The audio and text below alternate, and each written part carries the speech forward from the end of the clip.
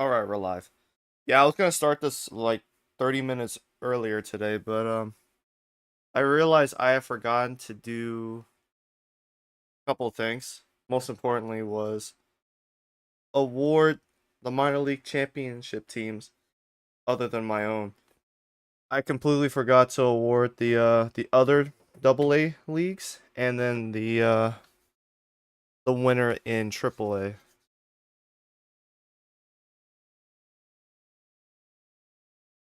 But it's all good. We here now. Everything's been taken care of, and we're back. And I'm looking forward to how this off season unfolds.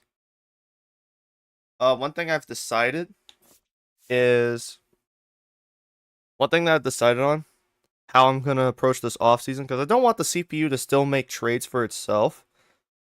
But what I don't want to do is prevent it from not being able to make the decisions that it needs to. I don't want to prevent the teams from making the decisions they need to in order to compete or to rebuild. So depending on who signs who and what the rosters look like going into spring training, that's when I'll start making, and I'll do this off camera, so I don't have to waste time here on the stream for that. I will develop teams, or I will alter whoever makes moves during free agency. I'll help them make the trades necessary to bolster their team for the season. Whereas if some teams don't make free agency signings and they didn't make the playoffs the previous season, and they may be toiling, or they may be swirling around the drains of being a bad team. Then I'll have them reset their roster and have their good players be traded for more prospects to help them rebuild. But I think we had a very entertaining postseason, man. Baltimore winning in 6, getting it done the way they did. They almost whiffed. They almost messed up, losing in the ALDS to Cleveland. I will not have people forget that. That almost was a possibility that either Seattle or Cleveland would have made it. They would have been the ones represent. One of them would have been representing the AL. Maybe even Minnesota, because Minnesota did take Seattle to 5. But yeah, we're here at the off season. Time to begin.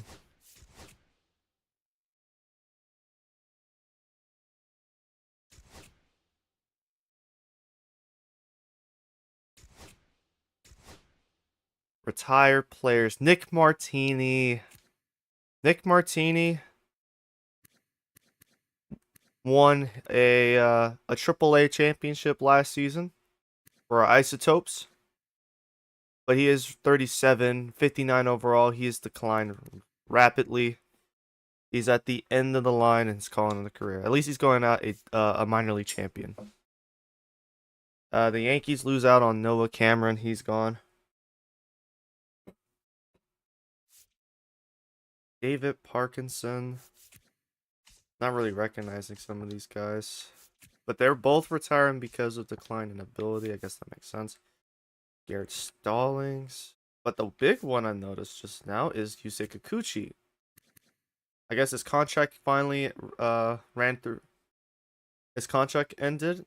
He is 69 overall. I guess that makes sense. He got to play 9 years in the MLB, so 9 years in the MLB, and also got to play a lot in his home country, Japan. Or maybe he's retiring to return to his home country and play there. Travis McGregor.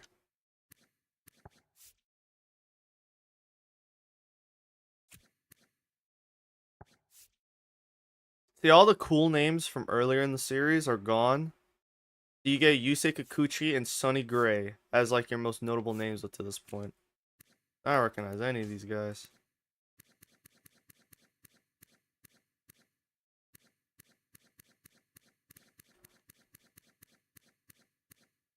Oh, but at least Martin Perez won out a champion too for him.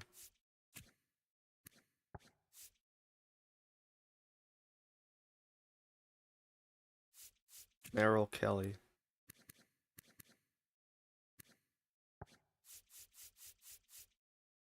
Yeah, I really don't know like most of these guys.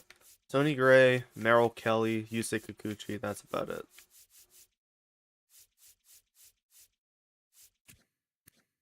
Nick Anderson. I see he's called it.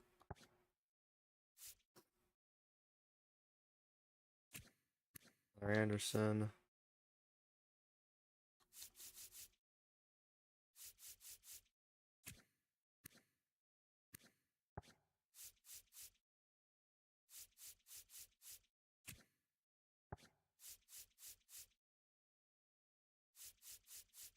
Ooh, Aroldis Chapman is calling it a career. Good thing he went out a champion in Texas.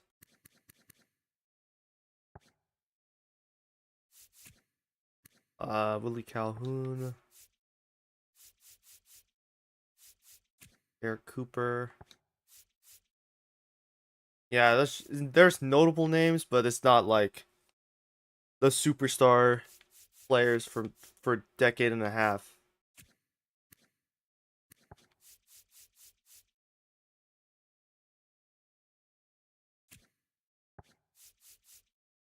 A lot of them is free agent market. I find funny. Ooh, John Gray. Former Rocky, Texas Ranger. He won a World Series, and that's all that matters. Good for him.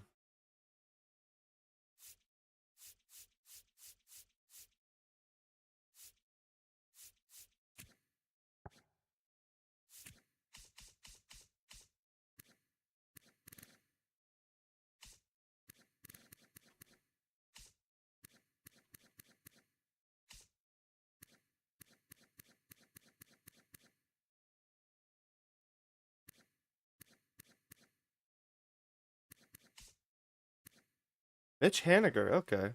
That's a name I recognize. Mostly known for being a Mariner, but he's been out of baseball for 3 years. Makes sense.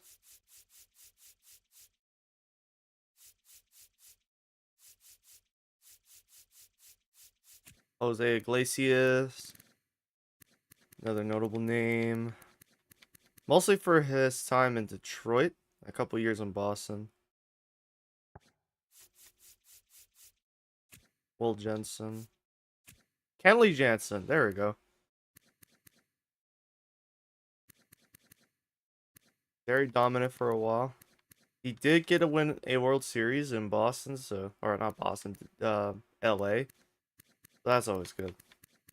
Yeah, you got to win a World Series in LA with the Dodgers in 2020, so that's at least he gets a at least he retires and has a ring. Oh, and here's the big one, finally. About damn time. Clayton Kershaw. Check out his stat line. His has awards, man. A very dominant pitcher for a very long time. And he got to win World Series championships in 2025, 2024, and 2020. So he's a three-time champion, multiple Cy Youngs, multiple All-Stars. Bobby Lynn, that's not a player. Jeff Lindgren. Some of these guys aren't having stats. JD Martinez, Corbin Martin, Jack Lopez. I think I saw that earlier, but JD Martinez, former Red Sox champion in 2018, longtime stalwart in Detroit. I didn't know he played for Houston for 3 years. Yeah, and JD Martinez, he played in Arizona too. Yeah, he was in Arizona. And then he was let go in free agency, signed with Boston.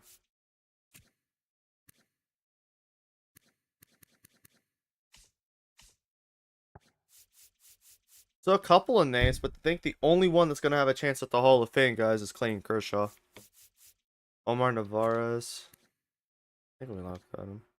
Hector Neris. The immortal gas can. This guy haunts the dreams of Philadelphians everywhere.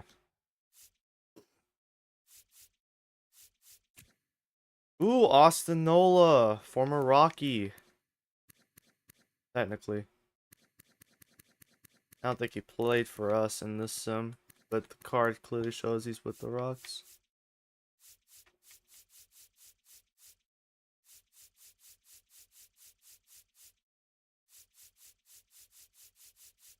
No Zach Wheeler, surprisingly.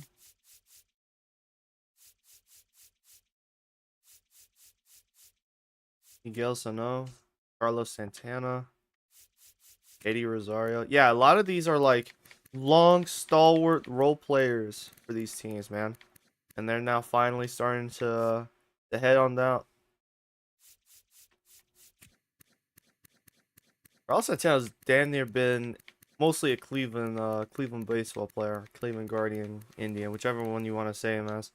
I would call him a Cleveland Indians legend though, or just one of their most notable players all time. Miguel Sano, longtime Minnesota Twin. Paul Sewell, his time is it's no longer Paul Sewell's time to pitch, and it hasn't been for 2 years. He's been out of baseball for a bit.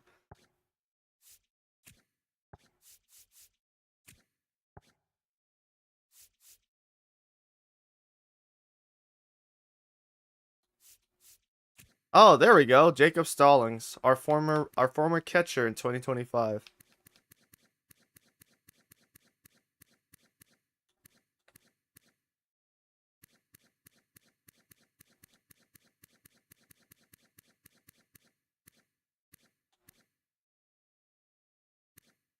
He's been out of baseball for 2 years anyways. He's been mostly on the Yankees minor league affiliate for a bit. I remember that. Archer Strickland. Okay. That's another name I recognize.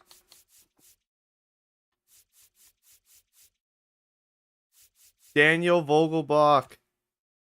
The big man is also done. Yeah, a lot of these role players are heading out. They are on their way at Austin Wins.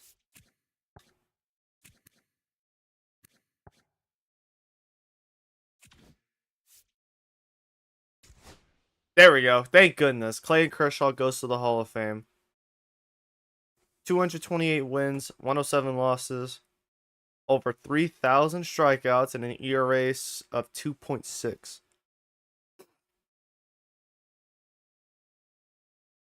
But they should also remind you, three-time champion, multiple Cy Youngs. That makes me happy. Good for him.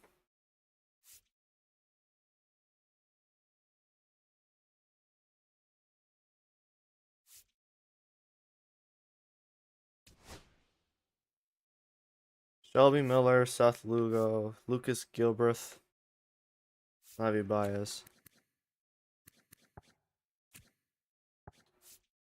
Bruce Smith. I'm gonna release all three of them because let's. Oh, one thing I meant to look at that I might not be able to look at now. Oh, budget.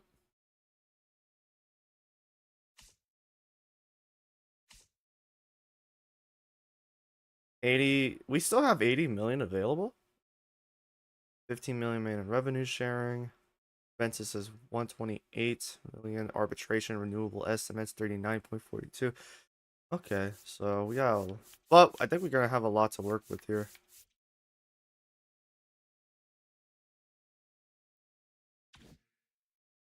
But yeah, so Shelby Miller, I don't really feel like bringing him back. He was good for us at the start of the season, but he started to fall apart as the season progressed.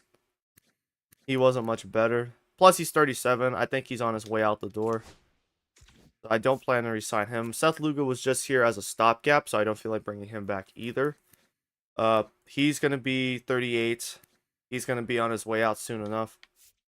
Lucas Gilbreth. I actually want to bring him back because I think. No, wait. Yeah, no, I think it was him. He has really good splitters, sliders, and four seams. So I actually do want to bring him back for another year. We'll offer him. I had wanted to bring back Javier Baez, but he's kind of tapered off every year. We haven't played him as much as last season, 26. 2025, he had a better batting average. I think he's declining. I think his potential is not going to get any better. His overall is going to keep going lower and lower. And I'm not going to be able to utilize him as much because he doesn't have a secondary position. I know in real life he's an outfielder, but I'm not able to change that. And then if I change it, I don't think he's going to be much better as an outfielder in this game. So I'm not bringing him back. And Drew Smith has been a member of our minor league affiliate I could probably bring him back depending on how much he wants, which is going to be more than $1 million. So, okay, no. The Lucas Gilbert's like the only one we're bringing back then. We still got our staff for a couple more years.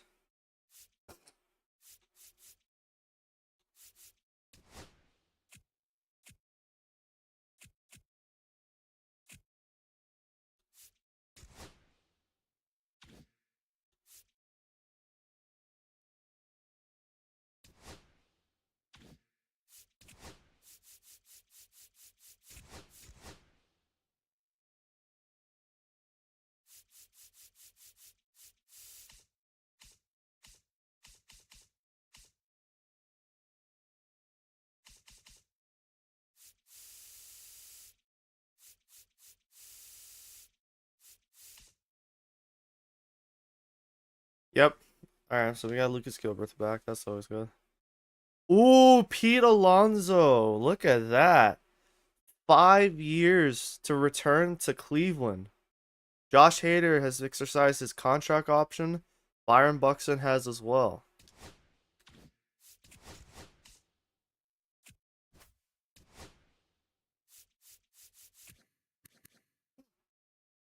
So he'll be back for 2028. And then Pete Alonso. Cleveland was able to re-sign him. He's back.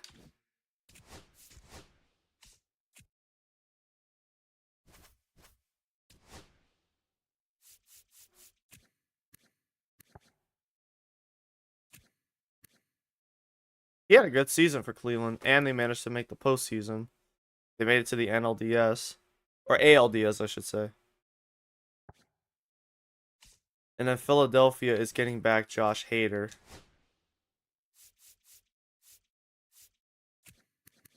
So Hader will be back for this year.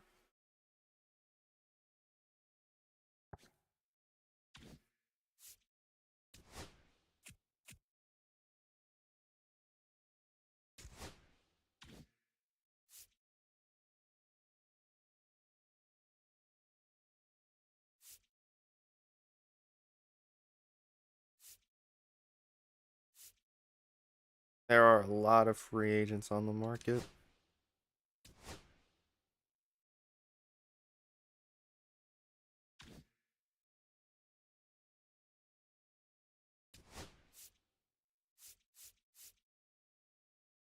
Okay, so Miami hasn't offered Justin Steele a contract. That's a concern. Same with the Mets. They did not offer anything to either of them. And Stephen Kwan currently has his contract offer being made.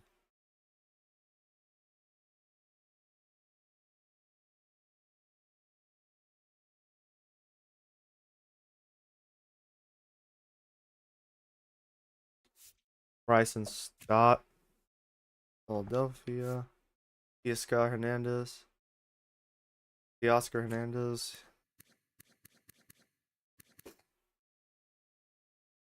He's 90 overall despite the age of 35. Low-key, he would be a huge upgrade for our outfield.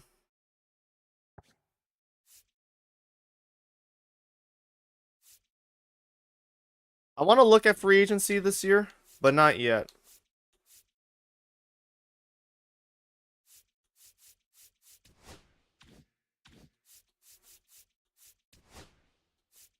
Before I make free agency moves, what I need to do, I need to focus on what we have within our organization.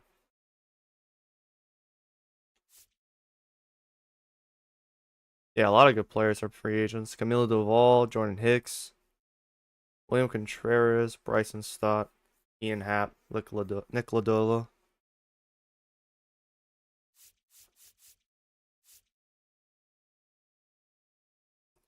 Anyways, the first one I want to get out the way, Ryan Feltner. We're not bringing him back. He's dealt with a ton of injuries. He had a lot of injuries this year. Played the fewest games this year than in recent years. Whereas the first 2 seasons of the series, he started 33 games. He could not get it done this time. I know he's got another year arbitration, but we have a ton of. I need to once again. I need to kind of remind everyone we got a lot of good prospects coming in this year.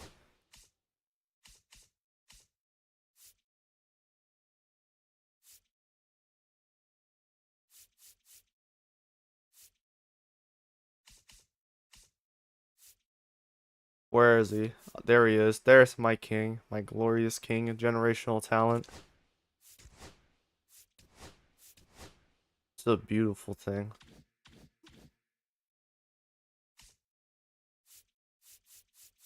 And then we have Rick Howe, who was our first round pick.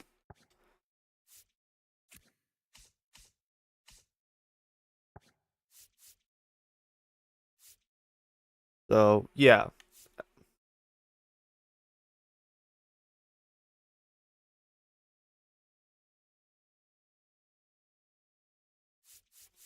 got a lot of things to do here. So yeah, I think for next season we'll move Dennis Eckert up, add him to the 40 man, and I want him on the show this time around.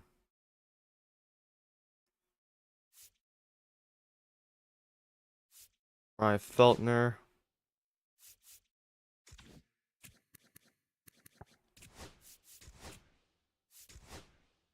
release him.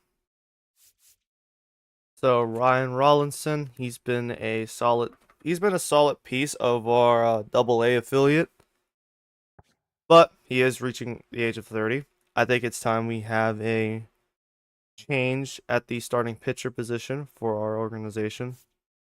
So why not just have him walk or let him go? Plus, I think he is at the end of his anyways. Another one I wanted to thought about, the Bradley or Carl, right? Carl Kaufman, age 30. His potential has been C, but his overall is 69. I don't, nice. I'll think he's reaching whatever potential he has, which I don't think is very high to begin with. It's all 79.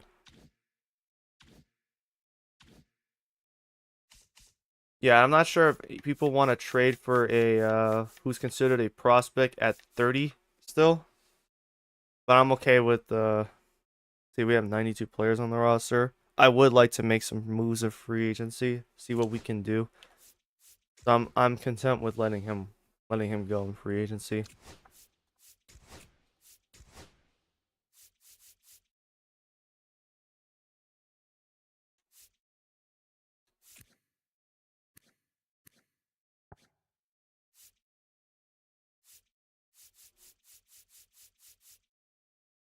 Rollinson, we'll let him go.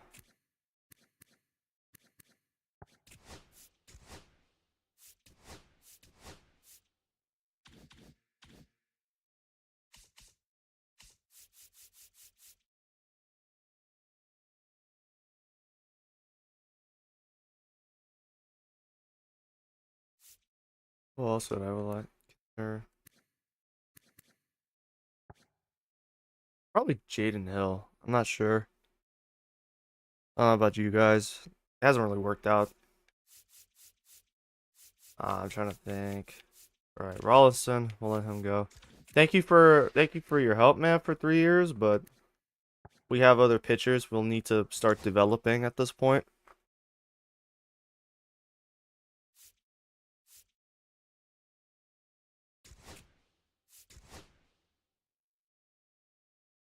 All right, that's 3 we've let go of the free agency.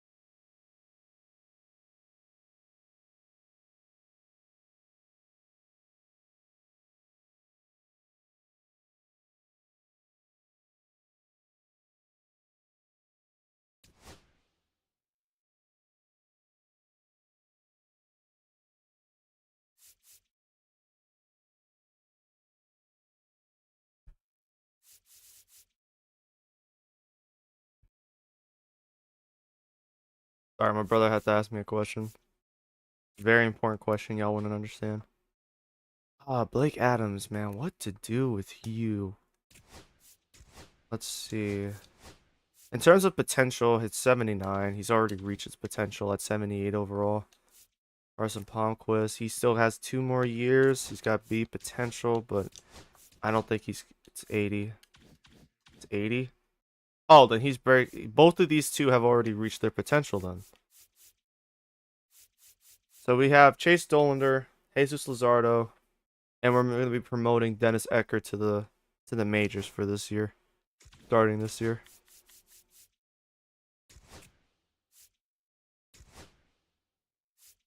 He looks good in Rocky uniform. Look at that. Look at that. Looks good. Other than that, that means our back half of the starting lineup, our starting pitching is pretty weak. Might gonna have to fix that.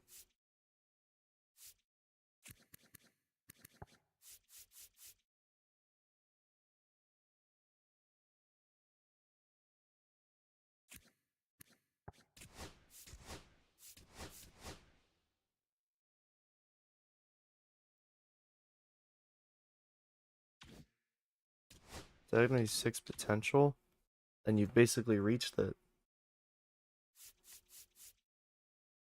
I mean, it's not gonna get much better.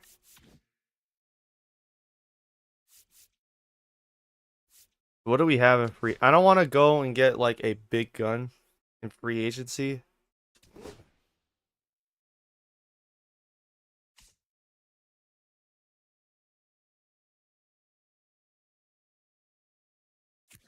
Seattle did not offer Logan Gilbert.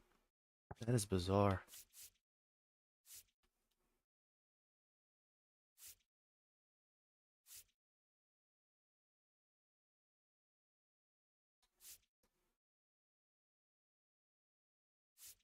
Wow, Miami, Miami has not given a contract to neither Sandy Alcantara or Justin Steele, so they didn't bring either of them back. And Alcantara has returned to form. He had an ERA of 2.79. What are they doing? Dog, I'm not gonna lie. If I have to, I might have to force them back to Miami because I can't. There's no reason for them to lose both those players if they have the salary. Hold on, hold on, hold on. Your team's salary is 38 million. You only have Aloy Lewis, who is a top prospect, who's only B potential, and Yuri Perez. What is the holdup? I don't get it. I really don't get it. I mean, I need starting pitching, but I'm not gonna gun for one of the 90s if I don't have to. That is way too much money, Mackenzie. 4 years, 22. Yeah, it's per year. No.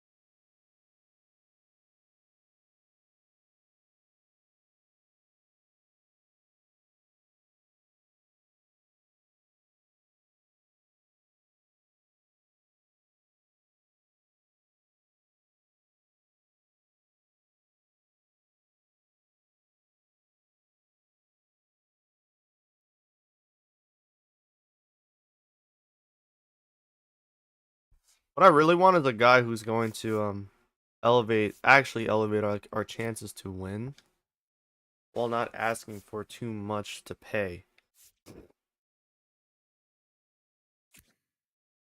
Luis Castillo. I think any of these guys would be a huge upgrade, but I want to make sure it's the upgrade worthy of song.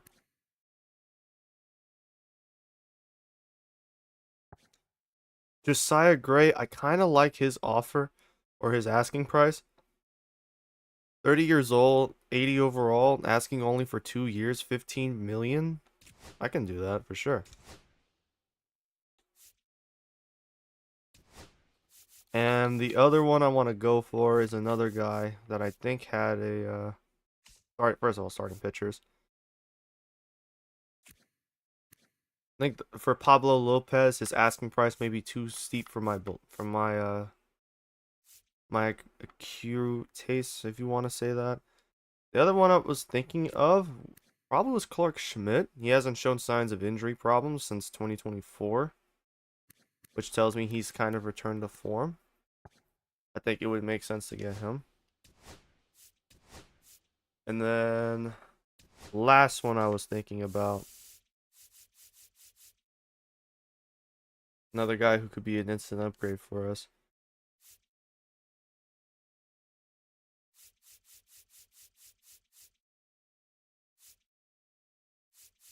Man, there's not a lot of lefties on the market not asking for too much. Like Justin Steele's 32. I don't want to give him 32 a year for 2 years. But I also want a lefty. Probably Carlos Rodon. 1 year price of 20 million. These are probably the free agents that I want to look towards.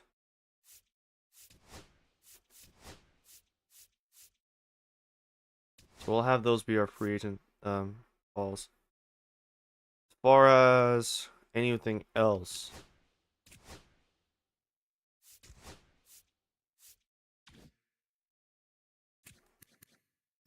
can only renew contracts.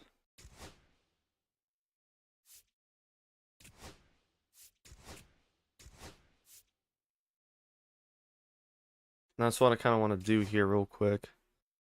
Make an offer. Yeah, I kind of don't want to give massive contract. He's kind of already reached his ceiling.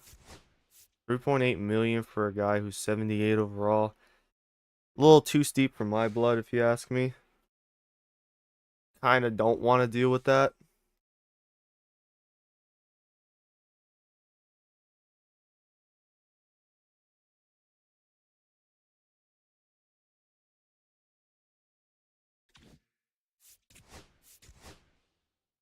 Yeah, you're asking 5. So no.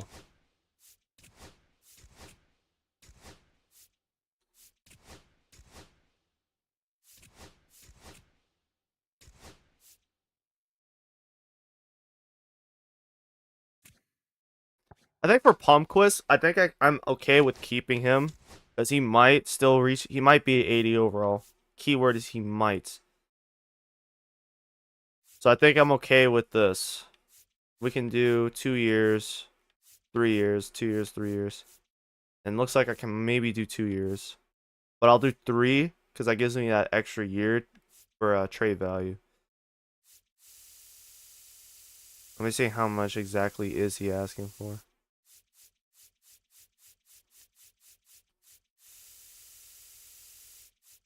78 overall. I think his value is around here. 3-year extension, 8.4 million. This is in case I can't get that extra arm. We'll give him that. As for what I'm about to do,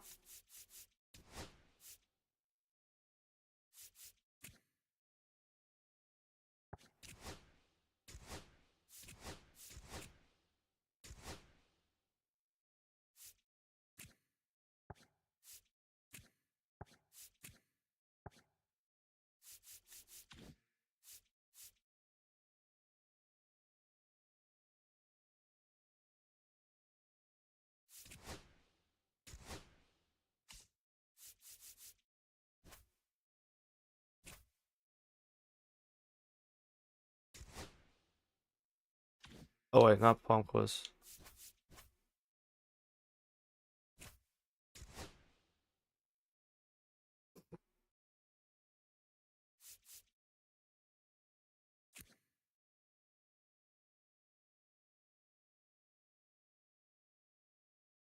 Rodolfo Castro is a switch hitting shortstop. So he could back up Brian Rocchio. I'll consider it. What else do we have? Roderick McGowan, Dairon Blanco. That's World Series champion Dairon Blanco, I should say. Thing is, I would like to get a relief pitcher, so I'm not sure if I want to take the Rodolfo Castro trade just yet.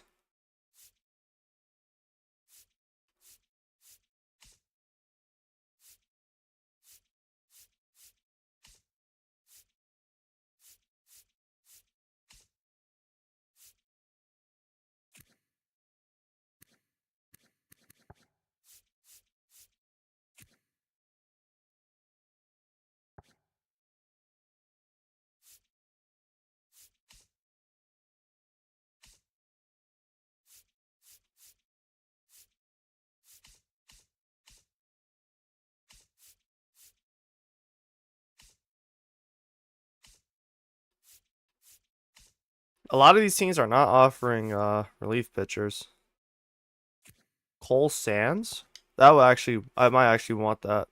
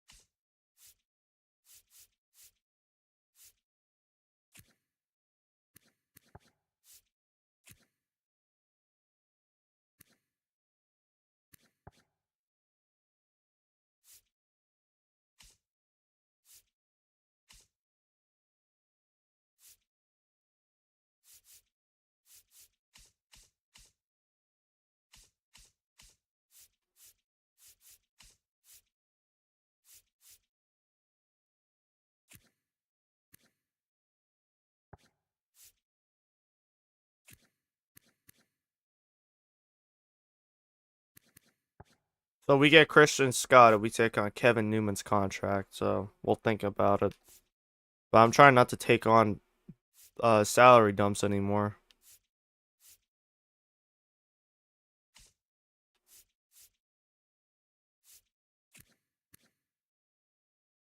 Iowa Cubs Jeremiah Jackson, but we get. Oh wait, what the hell? No wait, he's like a prospect. This is a prospect we're looking at. Cam Staub. See potential 56 over. I would probably um I'd probably leave him in Class A at that point. I kind of need relievers this year, not for down the road. And I'm not seeing that right now. I'm not seeing any of that. These are a lot of very, very iffy.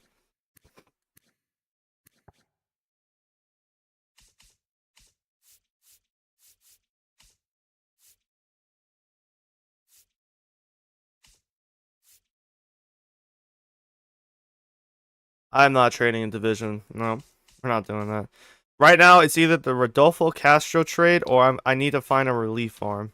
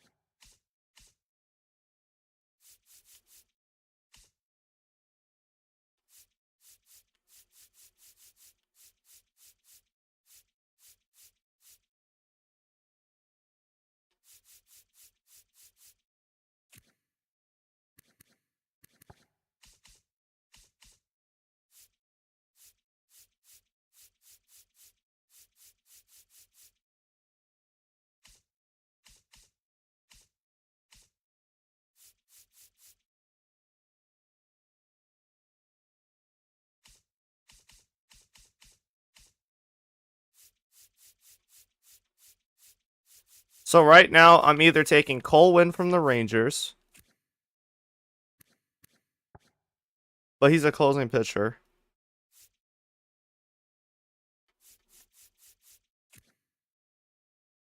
Wonder though.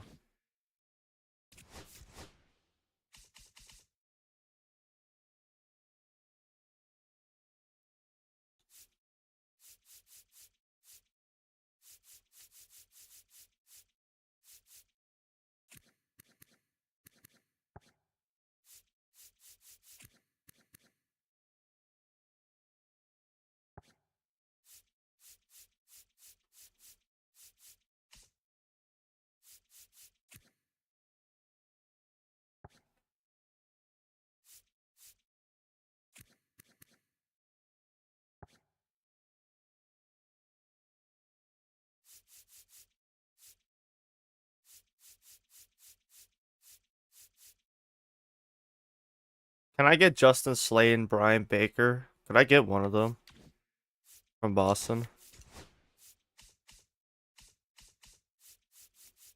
How interested though are they in Jaden Hill?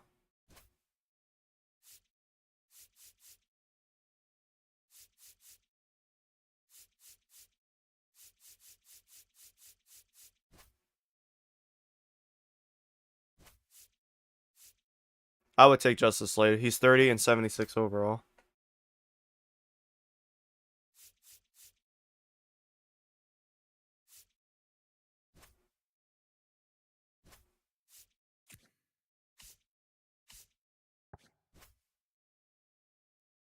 Jaden Hill for Justin Sladen and a future prospect relief pitcher in Eddie Fabregas. Fabregas. Yeah, we'll do this. Give me Justin Sladen. This bolsters our relief pen. Our relief pen is pretty weak, I have to say. And we got one more year of Scott Barlow under contract.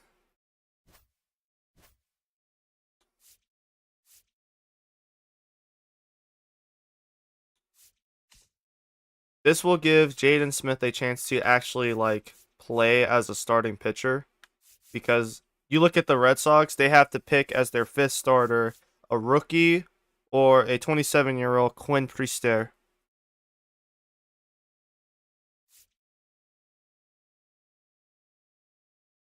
So yeah, we'll do this.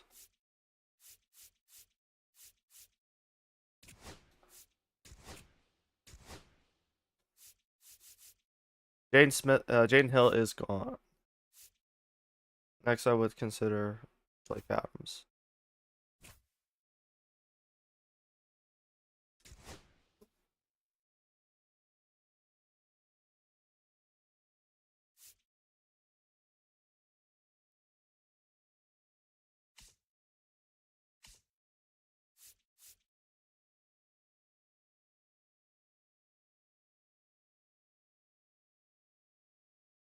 Jason Dominguez.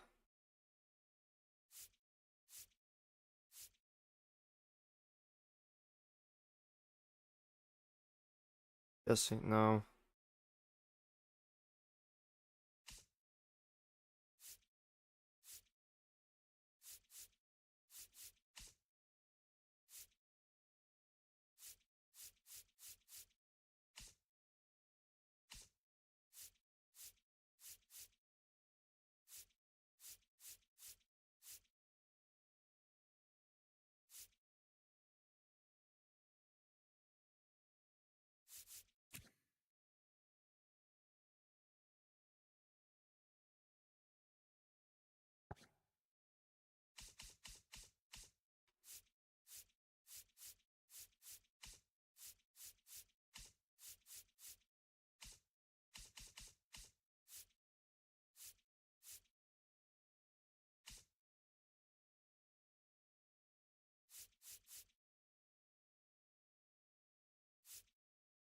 Angels offering Ben Joyce. I feel like giving him just Blake Adams wouldn't work. So you know what? Let's go to the Angels. Ben Joyce, huh? Who's not signed yet. Then we'll give you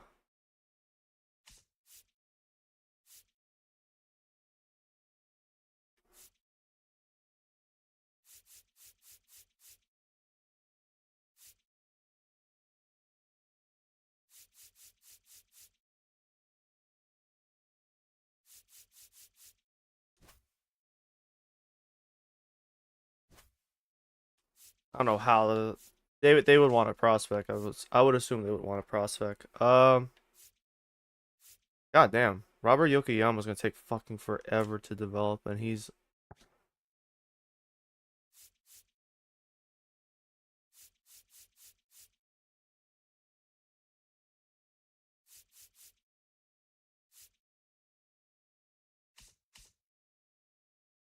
it is a relief pitcher.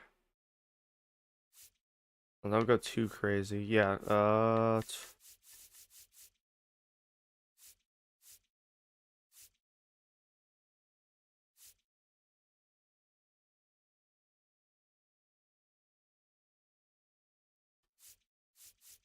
don't think you guys want to send up Edwin Murillo just yet to get shelled every game. So if you want, take Scott Barlow. Scott Barlow, and you don't have to deal with that. Take his contract off my hands. He has not really worked out. Look at these ERA numbers.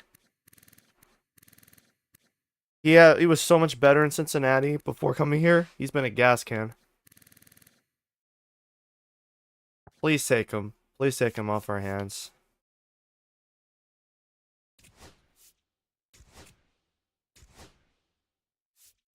So now we get Jose Alvarado and Ben Joyce, who doesn't have a contract yet.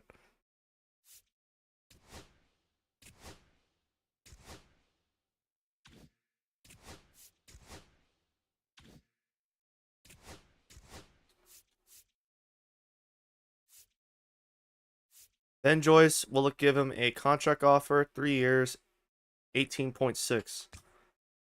See how he accepts it. Owen Miller.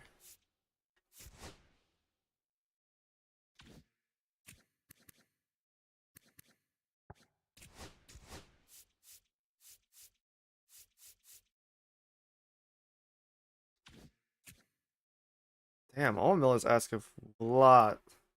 He is asking a lot, bro. Jesus. Maybe if he keeps hitting. Do 2 years.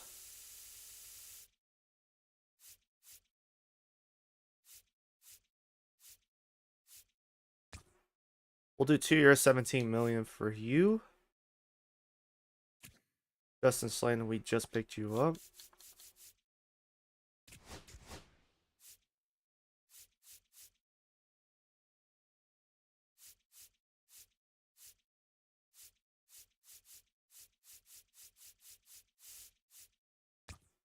Alright, we got Justin Slayton, Owen Miller, and Ben Joyce all signed. Ew.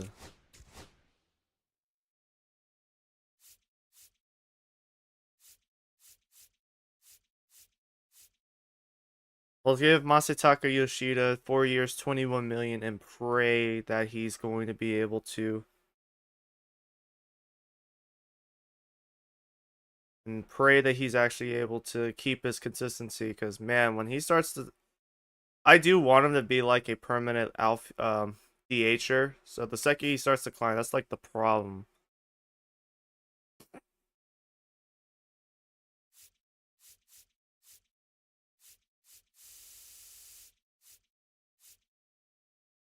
That was way better. What the hell?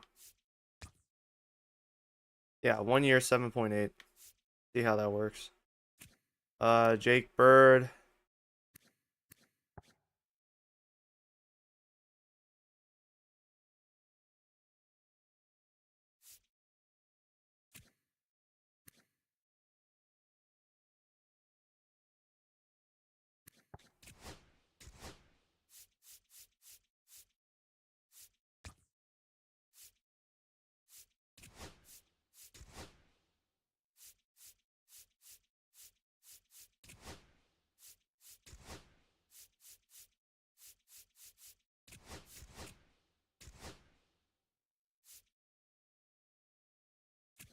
To bring Aaron Shunk back or let him walk.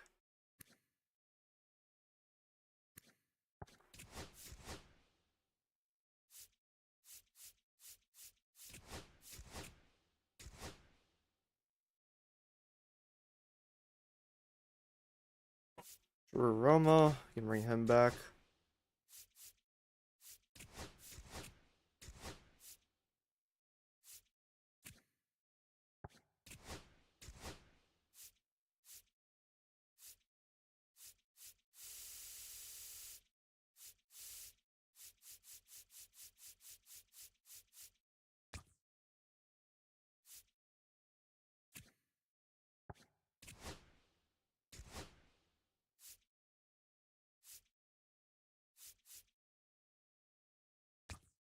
We'll do Vodnik.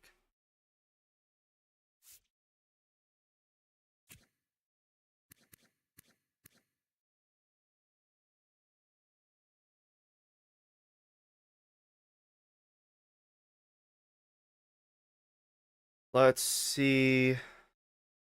Justin Lawrence.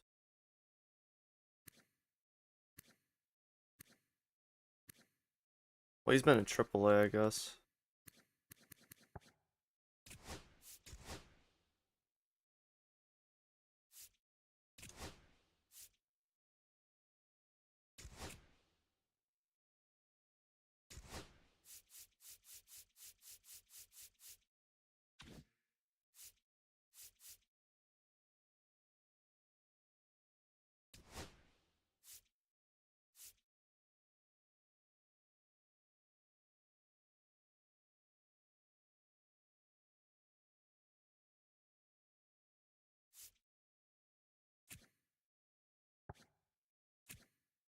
He doesn't have a profile picture. That's weird.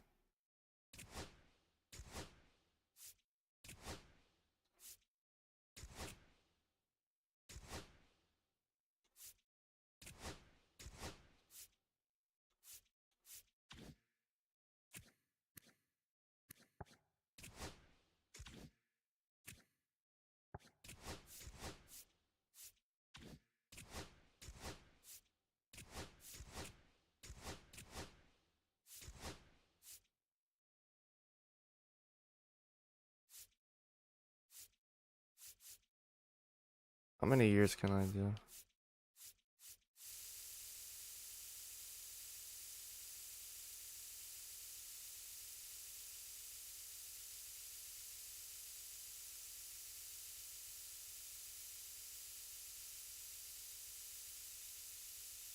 Adel Amador improved significantly this season, which means he should only get better from here. And he's 24. B potential. I firmly believe. I believe in him. I believe in the guy. He is the future right now at second base.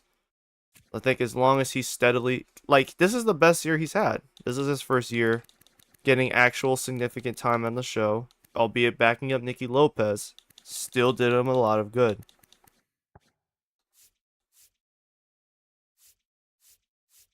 So I want to do 7 years.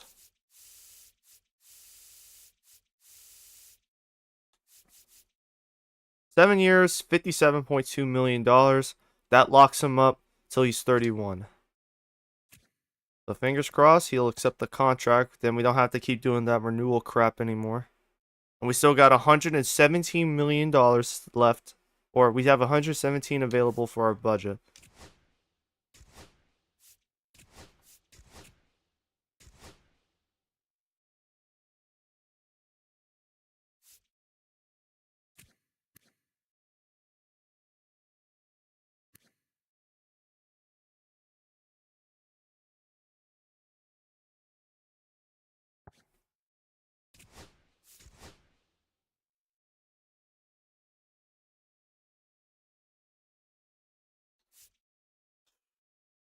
Zach Veen, I'm still wondering.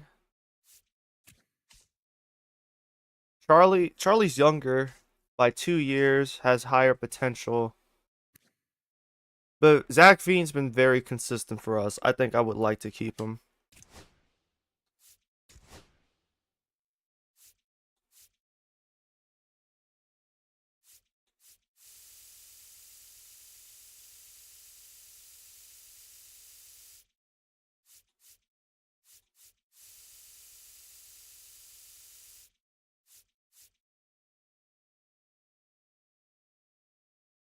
I think maybe 4 years. 5 years. We'll do 5 years.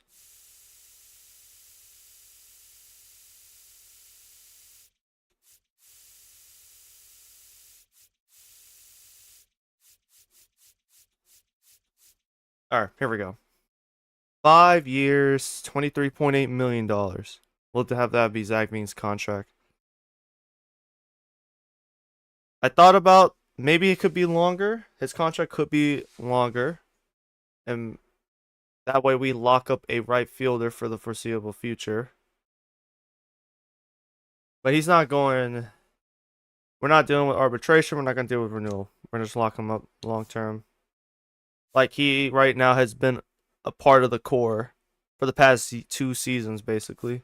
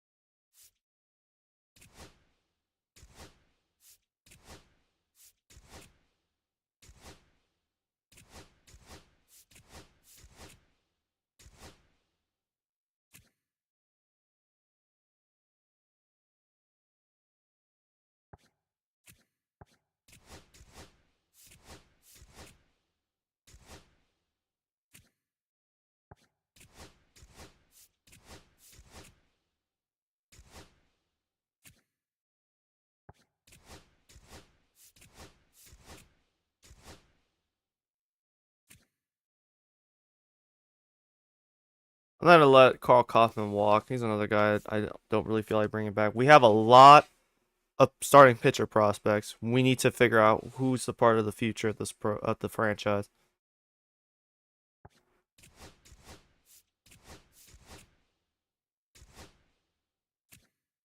Greg Jones. I like Greg Jones, despite the torn ACL he suffered, so I would like him back.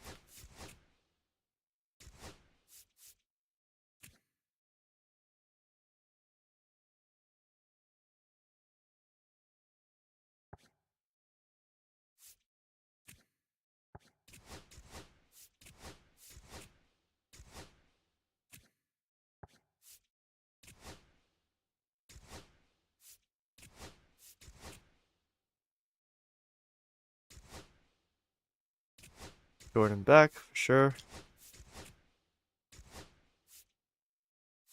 Benny Montgomery, bring him back.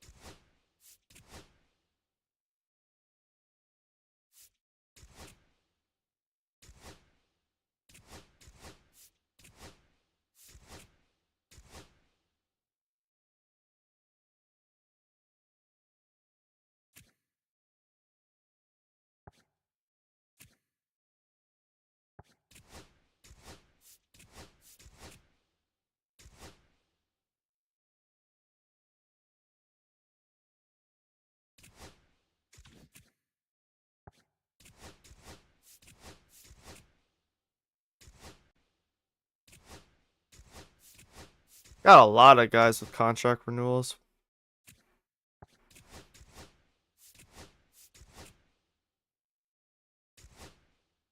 Dwayne Roth, who will be 22. We'll need to see him at the. We're gonna see him at Double A this year. I need to see him at Double A.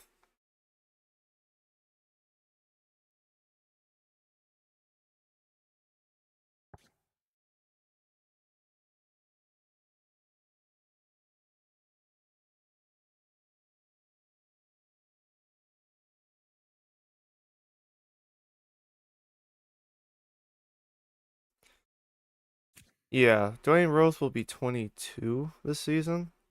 I want to see these contact left, contact right.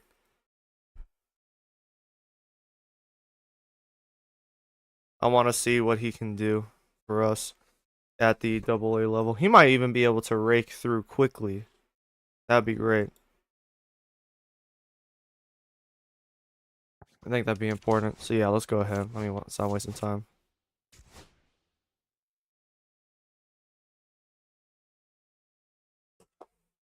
Um, Not even close to running out. I have so many guys that require contract renewals. Oh, did I miss Jose Fuentes? How did I miss him?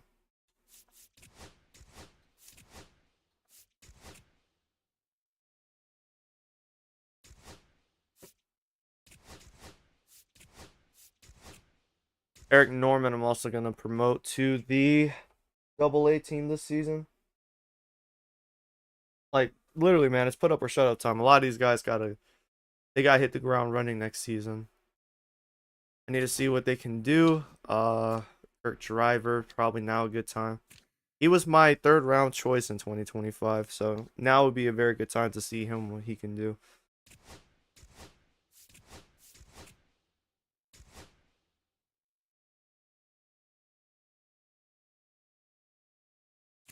Mendoza, he had some solid moments for us. Got Ty Langenberg. Bring him back, see how he works. Nazan, he's getting better. Wondering when I should bring him up to the show. This season probably would be the year it would make sense to promote him to the Major League Baseball team, because I don't think we're gonna have a back. I don't know about you, but I might not have a backup in mind in terms of our shortstop, since I'm letting Javier Baez in free agency. Since he's literally in free agency right now, it would make sense.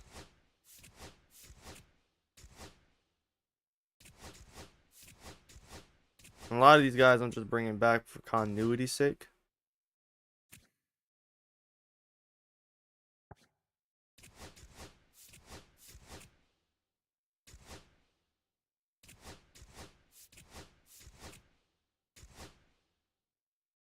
Matt McGrath, double A hero. That man saved our necks, man.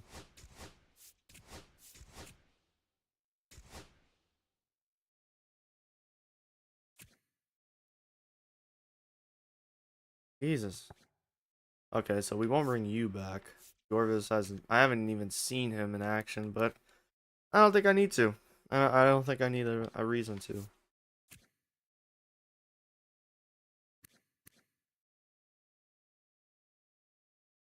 We'll bring Carlos back for continuity.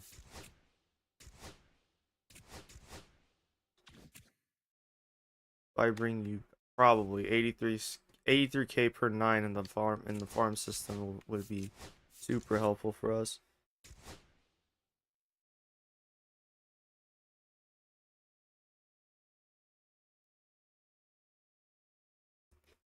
Zach Agnos.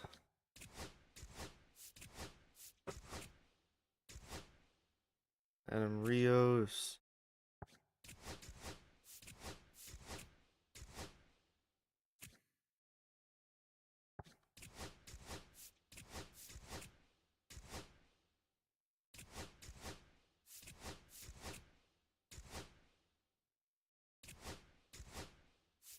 Oh yes, Rich Ortega. It is time to put up or shut up, my friend. And you are taking way too. The other thing I noticed with Rich, his breaking rating, his breaking ball rating dropped by 35, and I'm trying to figure out how did that happen. I'm gonna be able to. I'm gonna probably. I might even just like cut my losses with him. He was my second round pick, and I might have to cut my losses with him. If I can ship him off for a reliever, I'll take it at this point. And Del Villar, it's time for you to let me see what you can do, my friend. But the rate things are going, he's about to be a career minor leaguer. So Kaufman or Torrealba.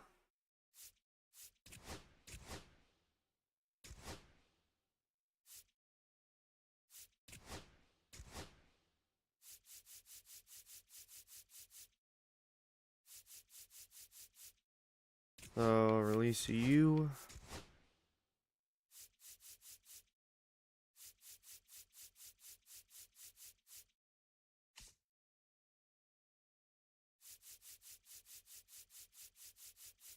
Oh, looks like I already cut Kaufman. So then I'm gonna go ahead and do.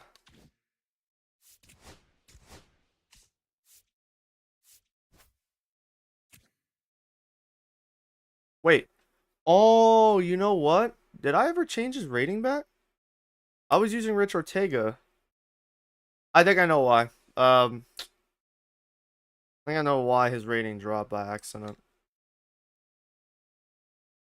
I was using him to orchestrate a lot of the traits that I was using. Disregard what I was saying. Don't worry about it, guys.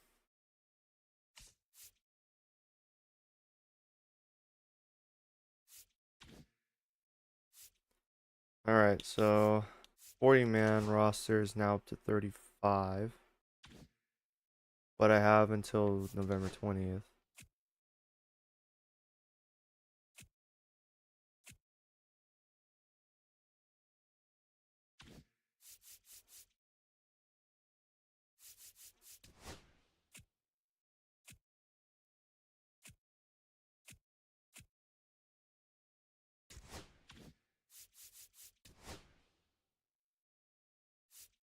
So it looks like Josiah Gray is not really motivated to sign with us, but we got Clark Schmidt and Carlos Rodon. That's good.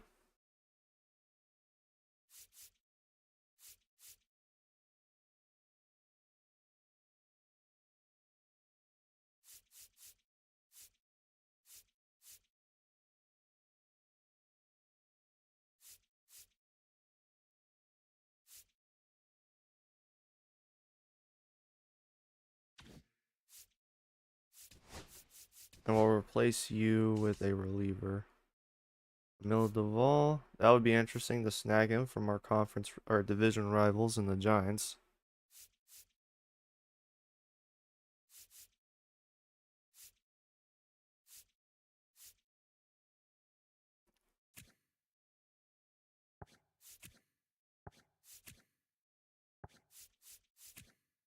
I think Griffin Jacks. I like the fact he has a 5 pitch repertoire. He had a great year in Minnesota. He's only asking for a 1 year deal. Sure. Absolutely.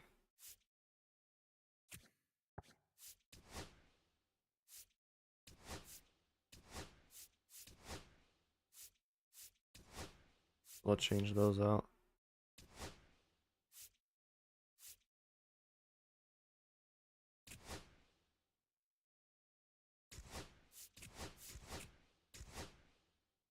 Amador has yet to consider a contract offer. I think he'll consider it. He's not where he needs to be as 24. In fact, I actually want to see.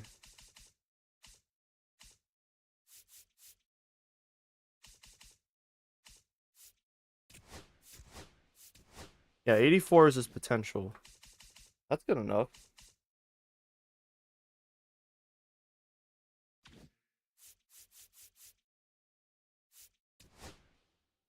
And we still have 74.61 available for our budget, which I'm waiting to see how the Amador contract hands over.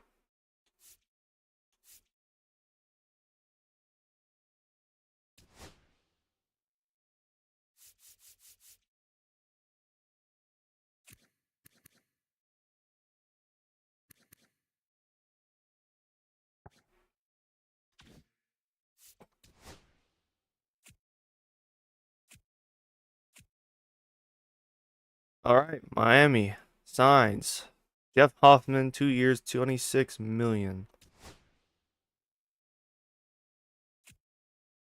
Steven Kwan goes to Philadelphia. Cleveland never got it. Cleveland never re-signed him. That is weird. So who the fuck are they replacing for their outfield? I'm almost tempted to be like, hey, do you want Nolan Jones back? You want him back for the year? Bryson Stott returns to Philadelphia. They are going all in this year, looks like.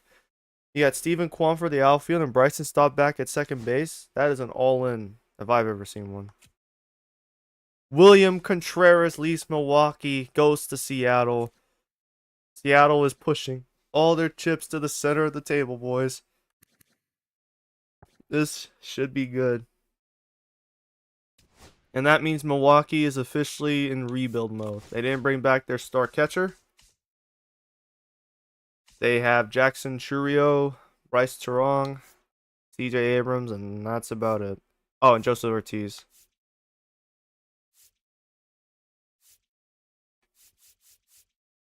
Who the fuck is their cat? Oh, that is disgusting. You got a 30-year-old rookie now as your catcher? Yeah, have fun with that.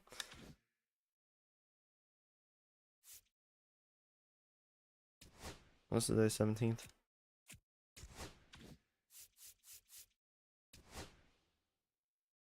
Alright, Rodon is clearly ready to sign. Let's offer him the contract. He wants 20? How about 21?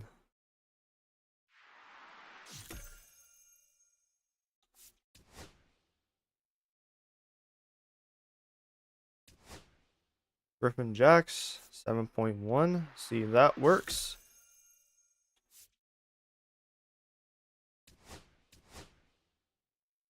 Clark Schmidt was asking for 2.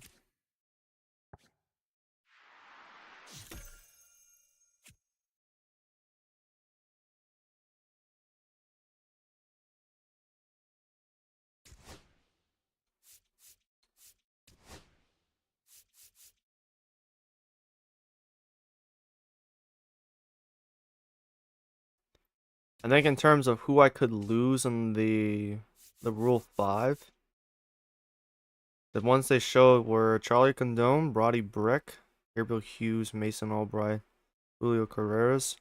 I think if I lose Carreras and Albright and even Gabriel Hughes, I won't lose sleep on it. But I don't want to lose Charlie. That would be really bad. He is the future. At least he's supposed to be.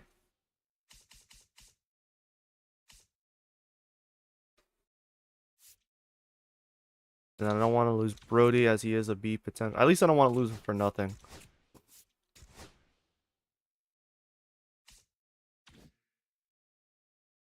Yeah, that's fine.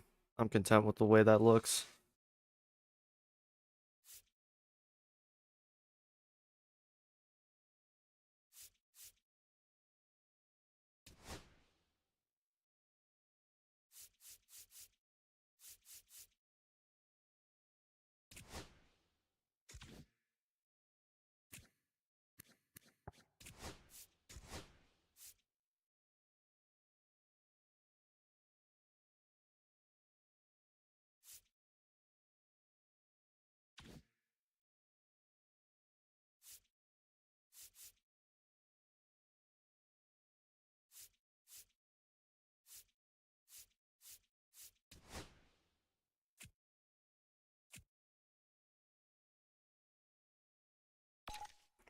Oh, baby, we are so back.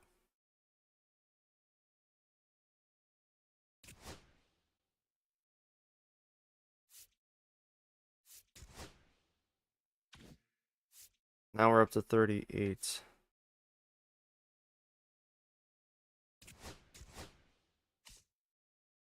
So our starting pitching lineup for 2028 will include Chase Dollander, Jesus Luzardo, and Carlos Rodon.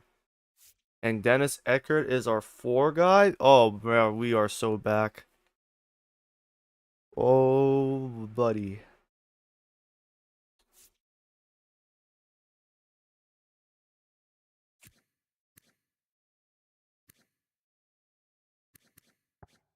Look at Carson Honquist and say, like, man, you better get your... Hey, Get your act together, man. I only gave him that contract extension.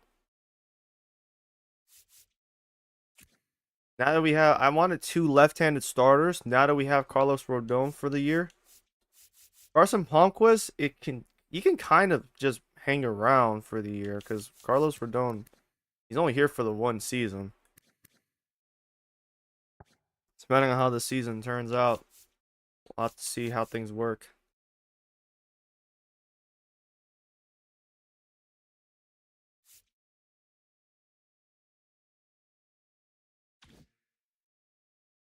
Really just waiting for Palmquist to kind of get to that 80 overall, see how it works out for him.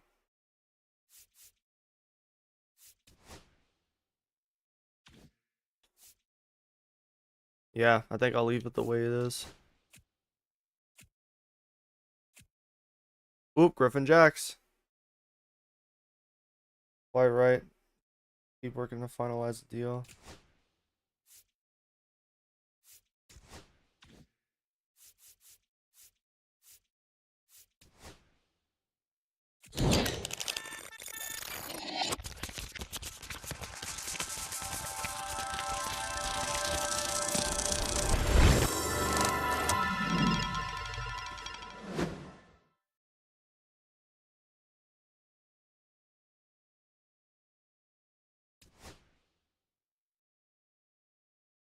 Well, I'll be damned.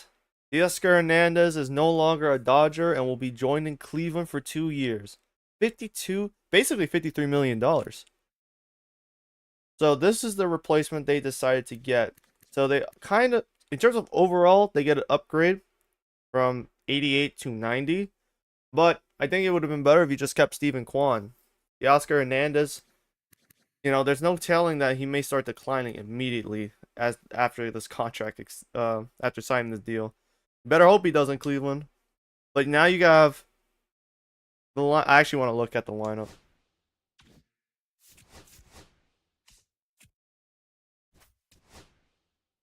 So now you got Teoscar Hernandez as your best outfielder.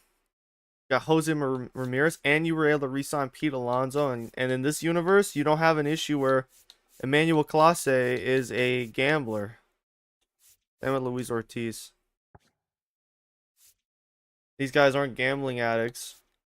You got Kate Smith, who's a 92. God damn, Cleveland's bullpen is insanely fucking good. Damn near makes up for the issues in their starting pitching rotation.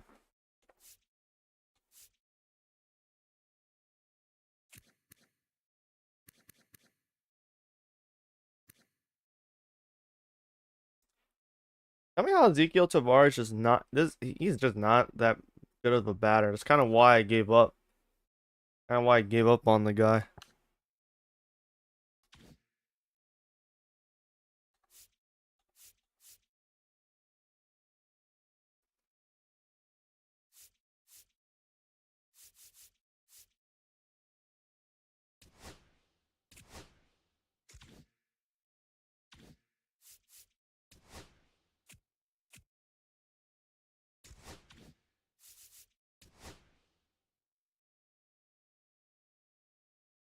So these are the last two free agent signings I want to make right now. I don't want to I don't want to add anyone else yet. Remember talking to. Oh, they're verifying for me. Well, if it's gonna be a 1 year deal, might as well.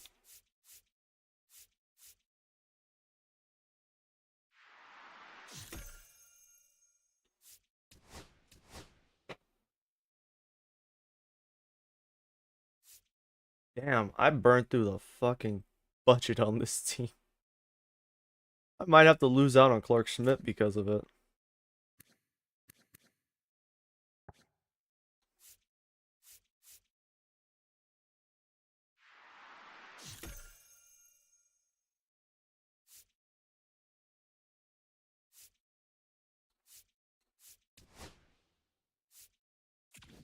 Oh shit.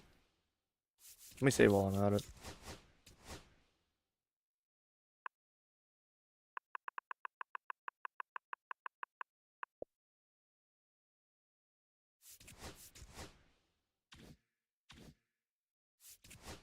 What is our budget going to look like now? So we have 33 million available. Player expenses 211. Oh boy.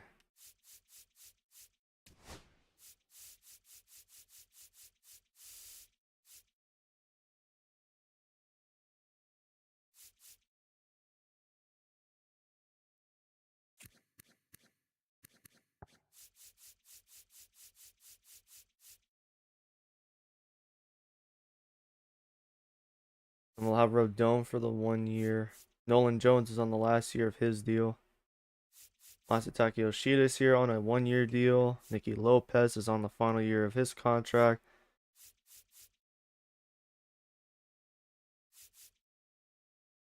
I do want to make some other moves while I'm at it. One of them being Yanquiel Fernandez. I don't think he hasn't worked out in my opinion here. Um, he could be the future. He could be, but I just don't know. Let me check his potential. That's the other thing.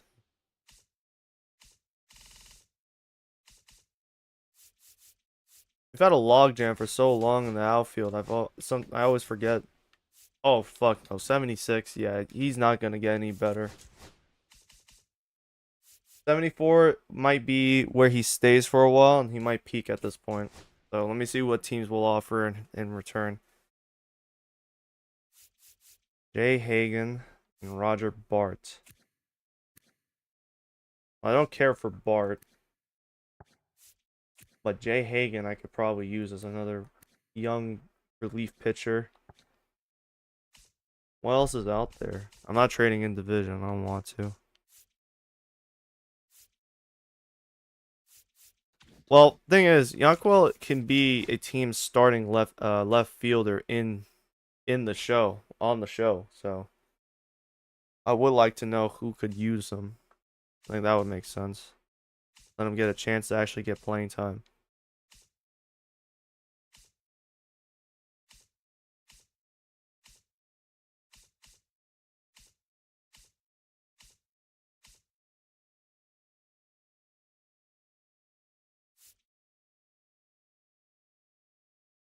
Where the hell is Carter?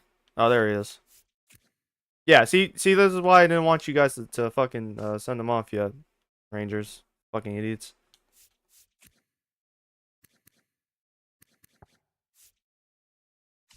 But Fernandez is on the final year of his deal, so I'm not sure how much I can actually get for the guy.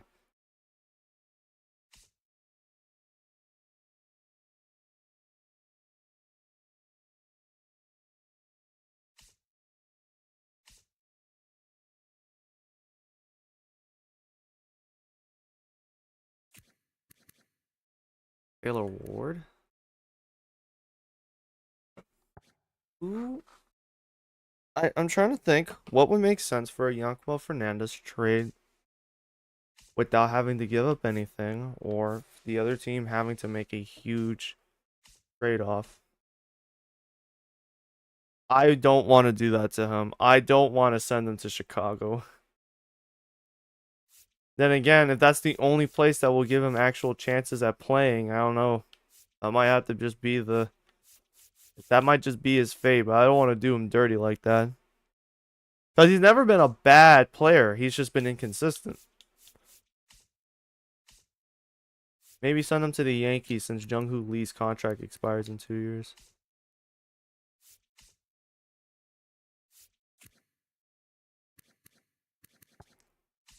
Where to send this man?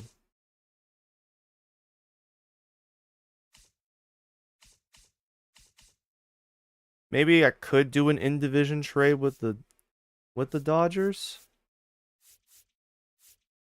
Kind of don't want to though.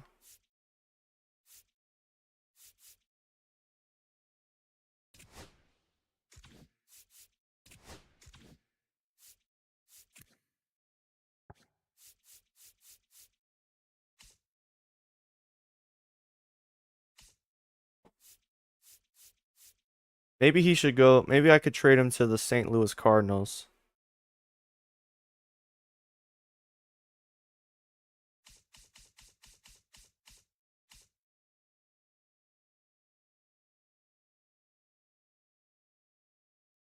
Oh, that's interesting. Is Nolan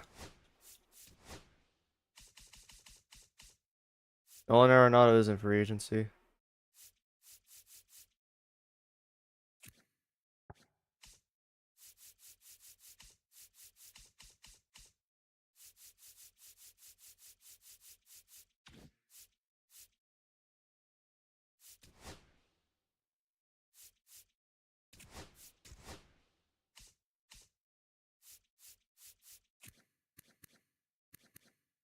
Yeah, maybe send him to the Cardinals. They get a younger option in the outfield.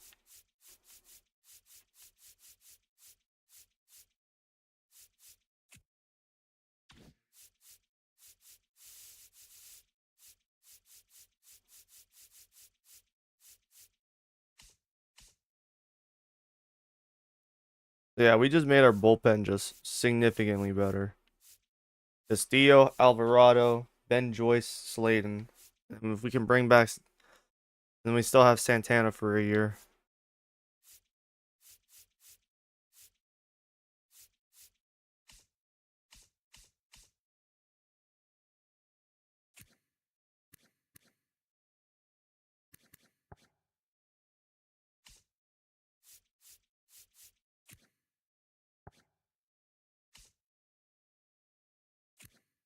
Actually, now that I think about it, could I get Brian Hudson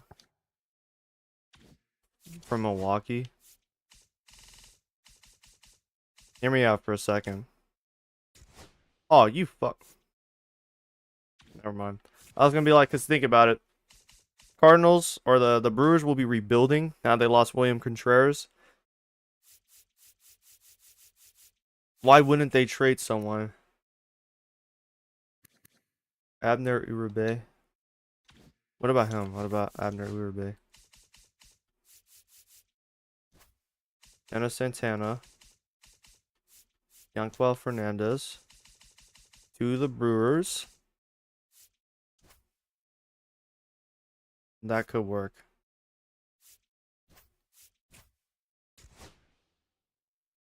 Rodolfo Castro is still on the table from Baltimore. Why? But again, still need a backup shortstop. I don't have one right now. Then again, Nazan. Now I think about it.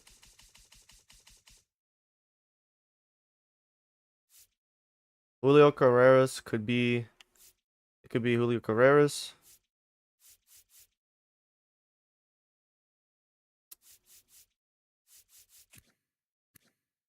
Or Zanatello.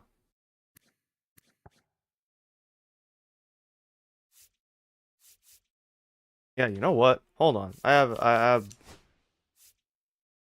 just massive big brain decision right here. We're gonna withdraw the offer. We have how much do we have? We have 33.9. So basically $34 million to spend for the rest of this off season and into next season. Or into this following season, 2028. So 2028 we have $34 million to spend. What if instead of doing that, although I'm pretty sure we're past the deadline for the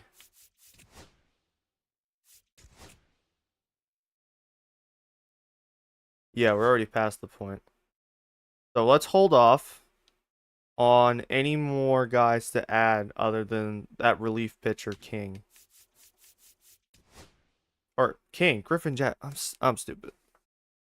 We'll have Griffin Jacks. He'll be here for at least this season. And since he's 82 overall, it should help our bullpen out. We should see significant improvement in our bullpen. Clark Schmidt, we'll hold off on him because what I think we could do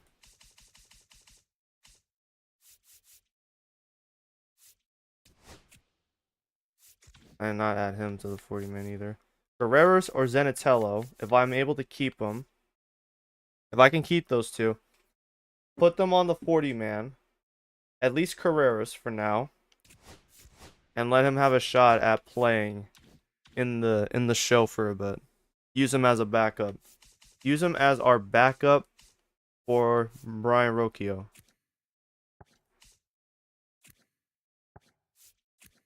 Because right now, we're not really set. Nicky Lopez would be the best. The only way it would work is Nicky Lopez plays backup shortstop, but I have him starting at second base. I have him at second base starting for as long as he's here.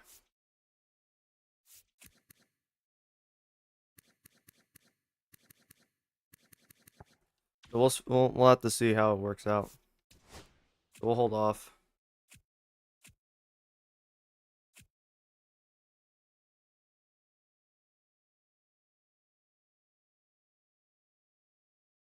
Come on, dude. There's no way you're asking so much.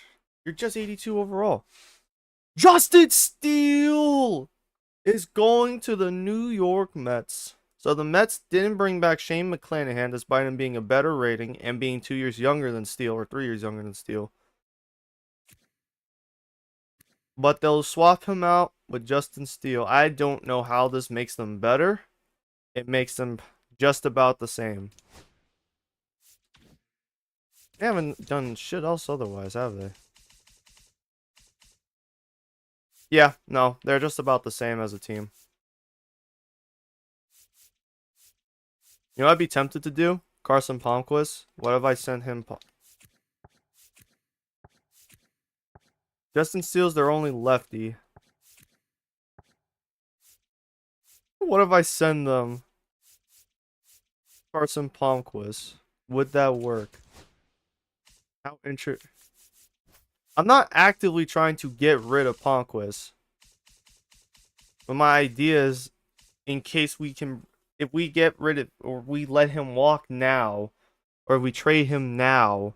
We can then upgrade with Clark Schmidt. And we already have 2 lefties in Luzardo and Rodon. We don't need a third, even if he's younger than the 2 I just mentioned before. Palmquist is younger than these 3, Steele, Rodon, and Luzardo. He's younger than all 3 of them, but I only want 2 lefty starters. The rest can be righty since we're playing mostly righty lineups anyways. Kodai Senga is currently not signed yet. He's on free agency. So, you know, we send them Palmquist, who's 78. It fills in a gap between Canning and Trevor Williams.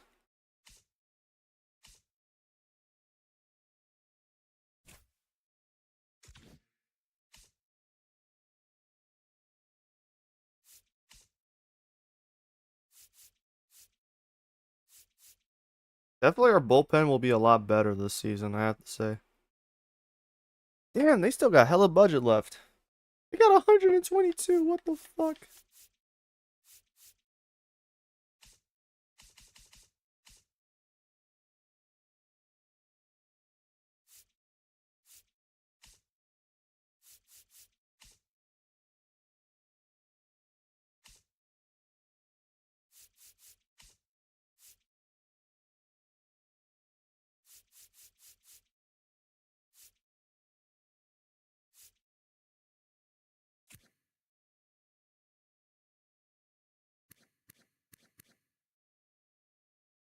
I like those hit per 9 and home run per 9 are really high. And we could still add to this? Okay.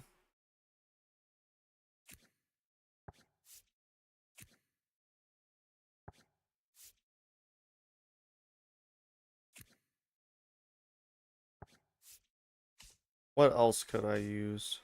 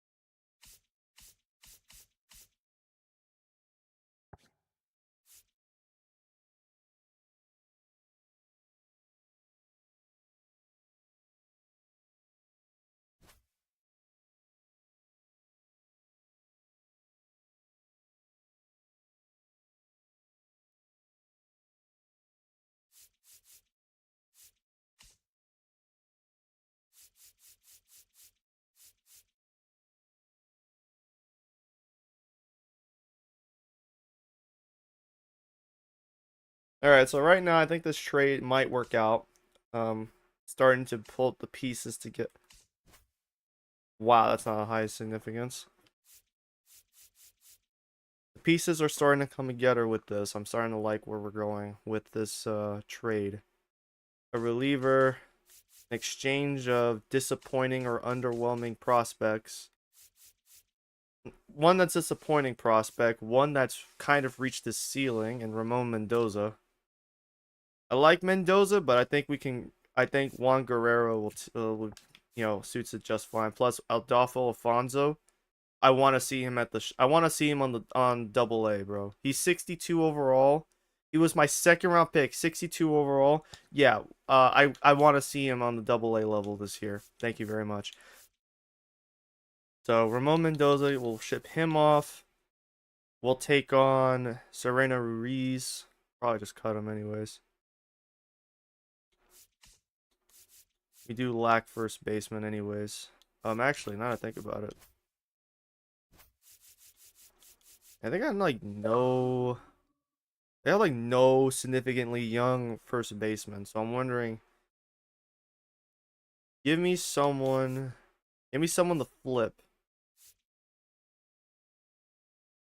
in turn. Who here can I flip to another team for a better first baseman?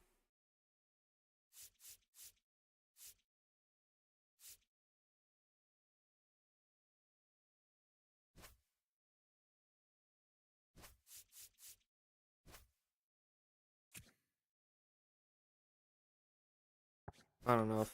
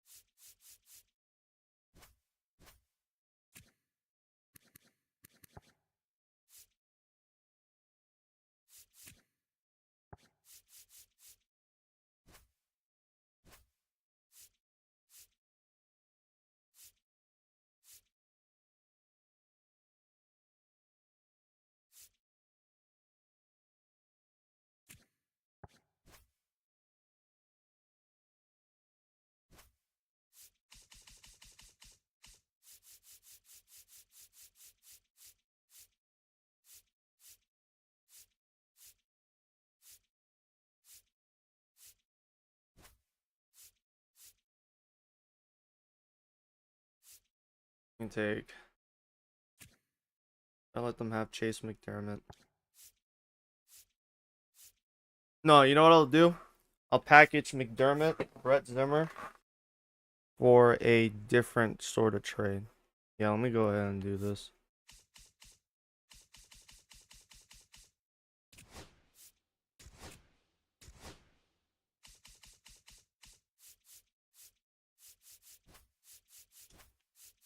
I'll package them. And we'll get an upgrade at first base.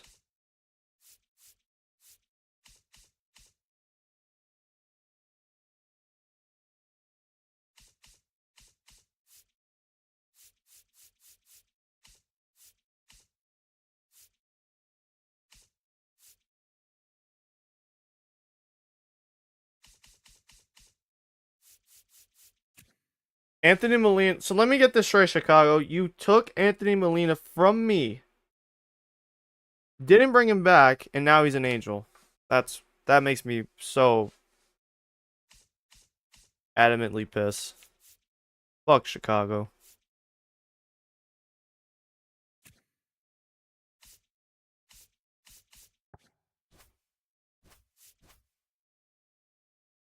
So Pedro Gonzalez. Alright, so this is good. We'll get Pedro Gonzalez, and in turn, we'll give a Brett Zimmer and Chase McDermott. Chase McDermott is fine, but he's getting up there. He's 29 anyways. Brett Zimmer, I'm not really concerned about keeping. He's only got a sweeping curve, 4-seam, and a 2-seam anyways. Good strike per 9 though, but I'm okay. Yeah, we're making all kinds of moves. And check it out. We now have a budget of 40 million. Now that means we can actually try to bring back. Now we don't have this concern. We can now upgrade completely at the starting pitching position. Get Clark Schmidt as long as he doesn't sign with anyone else.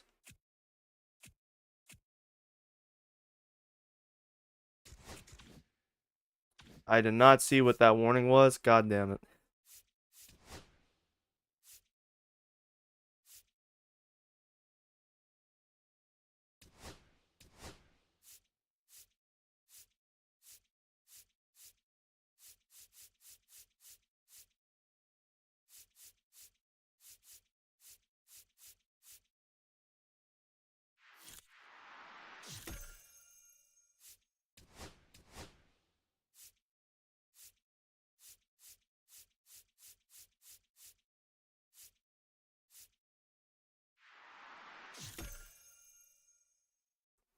And hopefully, I don't have to put any more effort into it. I'm still surprised there are still guys like Adley Rutschman, Logan Gill. I wonder what's going on with them, why no one's picking them up. Hey, McClanahan is now the one I'm like, man, only.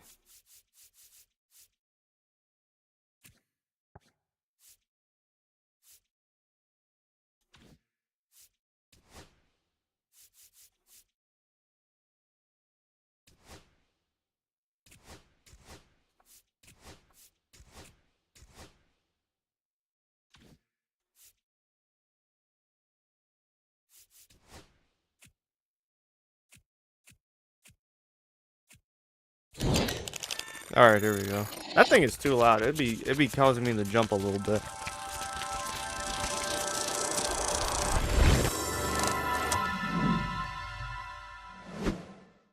Ah, there we go. About fucking time. Griffin Jacks. Good.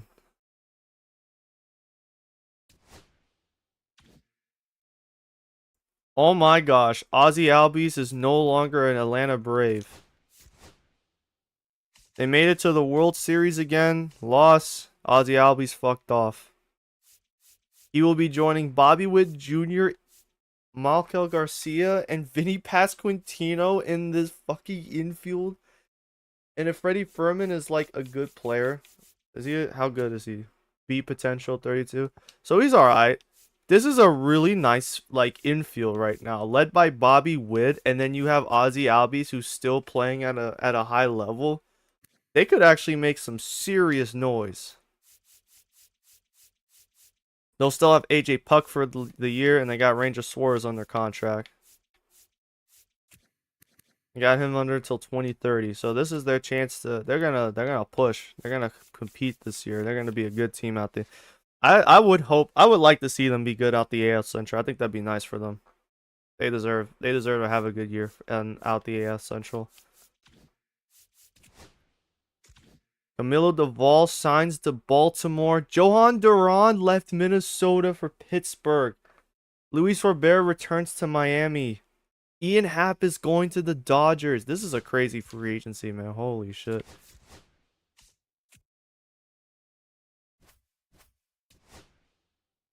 Look at that, bro. Look at their relievers. They have Grayson Rodriguez being a reliever. There's too many starting pitchers there. I might force them to make a trade, send off one of these guys. They probably send off keep Dylan Cease, send off someone else, and they'll get something in return. Probably for Grayson. Grayson probably has the best value. Raiders is 31. Peralta's 31. Cease 32. Eflin 33. Flaherty's 32. Yeah, they'll probably send off Rodriguez or one of these guys starting for them. Probably Eflin since he's on the last year of his deal. Baltimore, bro, look at Baltimore's salary. It went from $322 million down to 188. I think it's because they have some guys that are yet to be signed yet. But that is a really impressive like drop from 322 to 188. That is really damn impressive.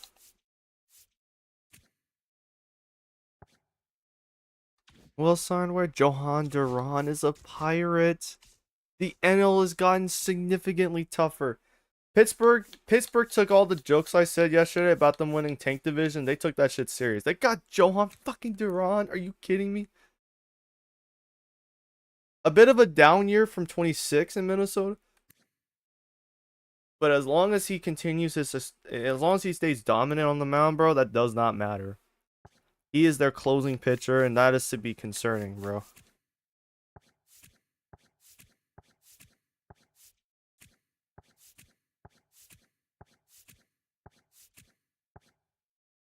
Yeah, they'll probably make more moves.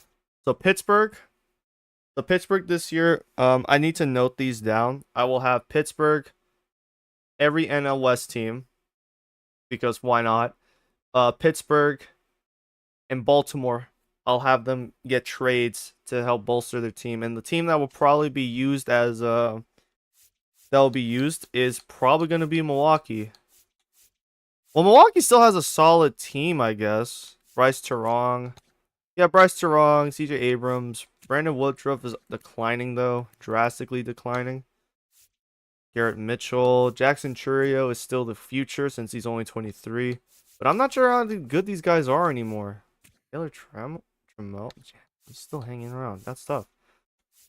I'm not sure how good these guys can be anymore. You let William Contreras go. That was your best player, and now you don't have a good catcher in replace. I don't know how they're going to compete this year.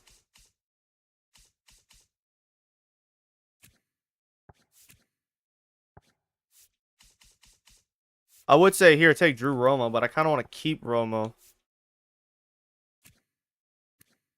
No, scratch that. I would like to keep Romo because he might be a really damn good backup catcher for us.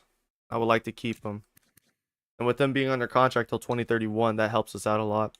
But we have a really, really nice bullpen now. I'm not sure how good it'll be this year, but I hope it'll be good enough to help us make the playoffs again. Man. So the Marlins bring back Luis Robert, but they lost Justin Field. So do they have a plan? Do they have a plan? I didn't trade them anything, I think. They're cooked. They have Yuri Perez, sure. And Yuri Perez is 24. Aloy Lewis, I guess he'll be on the show this year or next season. Probably this year. They'll probably promote him because he was a AAA in last season.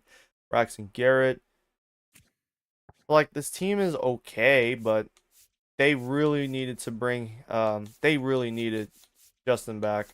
They should have brought Justin back. What was keeping them from bringing Justin Steele back? I don't know. But Justin Steele needed to go to either back to Miami or go to a team like the Mets, since I had the Mets get Shane McClanahan. So that is good. That is good that he's back. No. Because I have all my free agents right now that I want. Pablo Lopez returns to Minnesota on a 1-year deal. No one wanted a 91 overall. That is crazy. Ooh, here we go. Draft lottery. This will be the first time we don't draft in the draft lottery in this series. Currently, Nats, White Sox, Athletics all lost 100 games or more. Thus, they are all tied for odds for the first pick. Whereas the Astros nearly lost 100. They have 4th. Cardinals get 5th.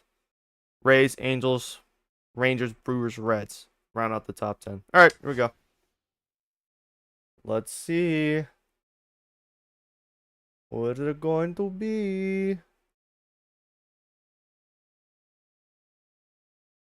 Dog, there is no way. There is no feasible, possible fucking way. Are the Nats going to be good in this series or not?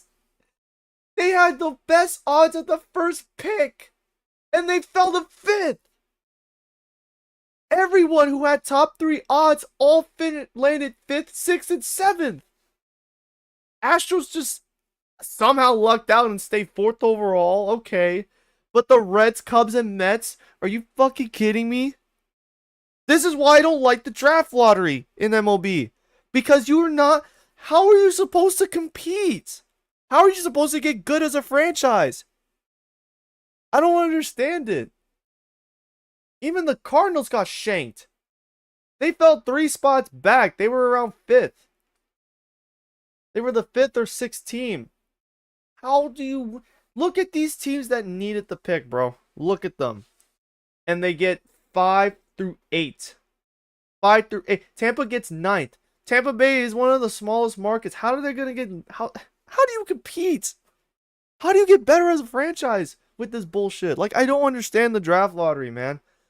Baseball had it better without the stupid lottery because you need it. You're not gonna be able to be good every single year. And so some years you just have to like flush out the talent and reset. And when you reset at the end of the year in July 31st, you drop in the standings and get a top 5 pick potentially. Like, you do that for a reason. This is insane, bro. The Mets had 0.4% chance. A 0.4% chance at the first pick. They got it. They jumped 16 spots. That is insane. It's like the Islanders all over again, man. Islanders getting the first pick is insane.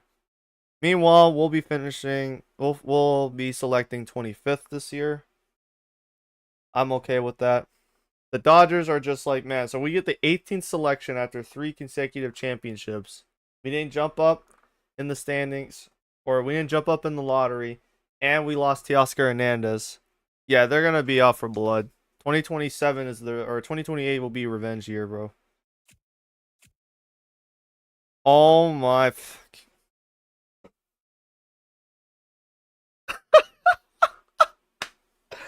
Why would the Angels want Shane McClanahan? They're not good. What the is this, bro? Well, congratulations, Shane. You fell for the same vice many other players have when it comes to Artie Moreno. You just fell for the vice of, oh, he's offering a shit ton of money. I'll take it. Fucking it.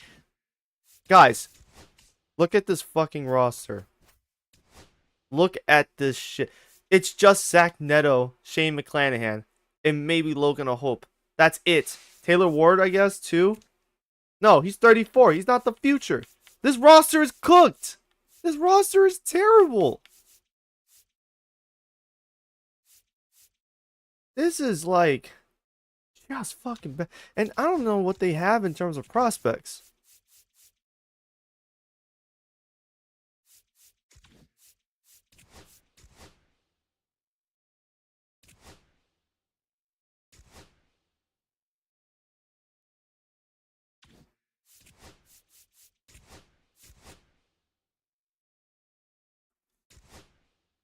This is so bad. Oh, Nola Arenado signs with the Reds for a year. That's interesting. Joey Bart goes to Milwaukee. Alex Bregman to the Yankees. Frank Robbins to the Rays. So they still want to try and compete, even though this roster is not really the type that competes these days. Still haven't re-signed Brian Hudson. I think they're going to use his arbitration.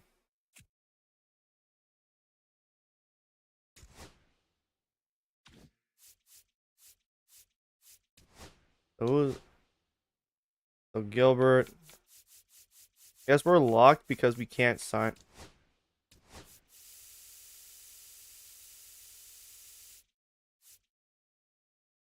Yeah, I guess as long as we have available budget.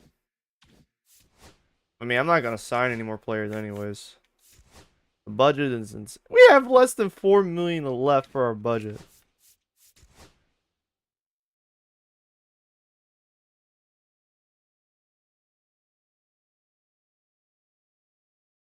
Man, we went from 66 and 96, 70 and 92 to 88 and 74. Pretty good.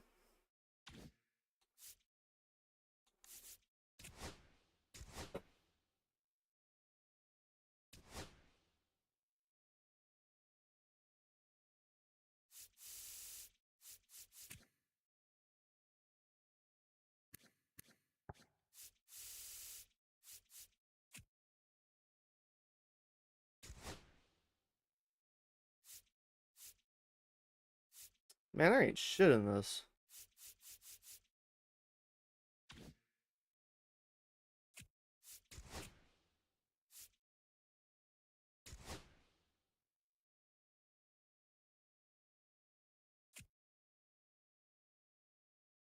Oh, great. So literally 2 players. McGowan to the Astros, and Dominique Pitelli. Pitelli. I think it's Pitelli. Literally it. It's a waste of time. Cool.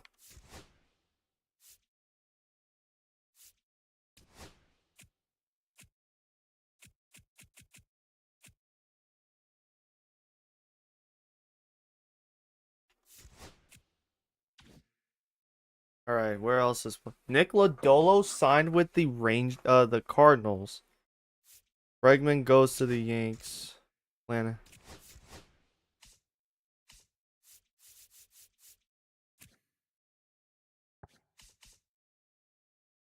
Why in the fuck would Lodolo leave Cincinnati for the team in the same division? Why would he do that?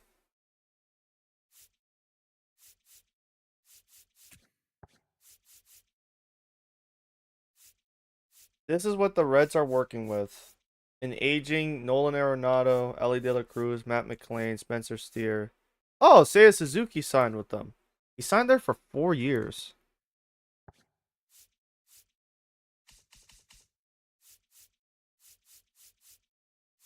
Oh, wow. Ryan Jeffers is gone. He's not here. He's with the Reds. Yeah, do you still think that was a good idea, Arizona? Because Gabriel Moreno's back with Chicago, and he's got 1 year left on his deal, and they'll probably bring him back. So the Cards might Cardinals. I'm thinking Arizona Cardinals. The Diamondbacks will not be as good as last year. They'll be good, but they may not win the division now that they've downgraded at catcher. Third base is pretty shaky. Shortstop is same issue, same principle.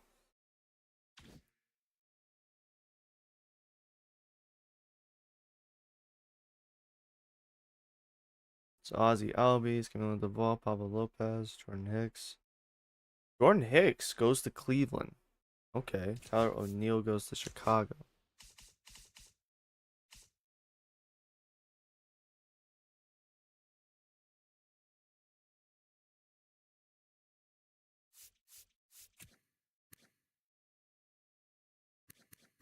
So he played at the runner-up Baltimore Orioles in 26, then played for Minnesota for a year. He was traded for Byron Buxton. I remember now. And Cleveland signed the starting pitcher.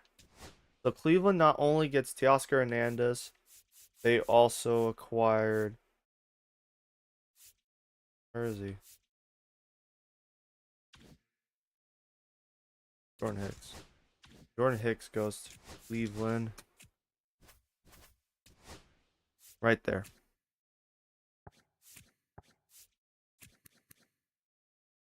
21, nearly 22 million a year till 2032. Interesting.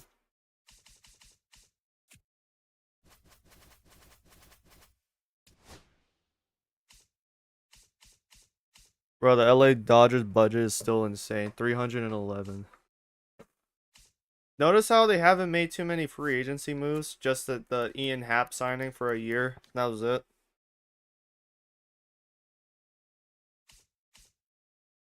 Hopefully they realize because there's I still don't know how this team missed the playoffs.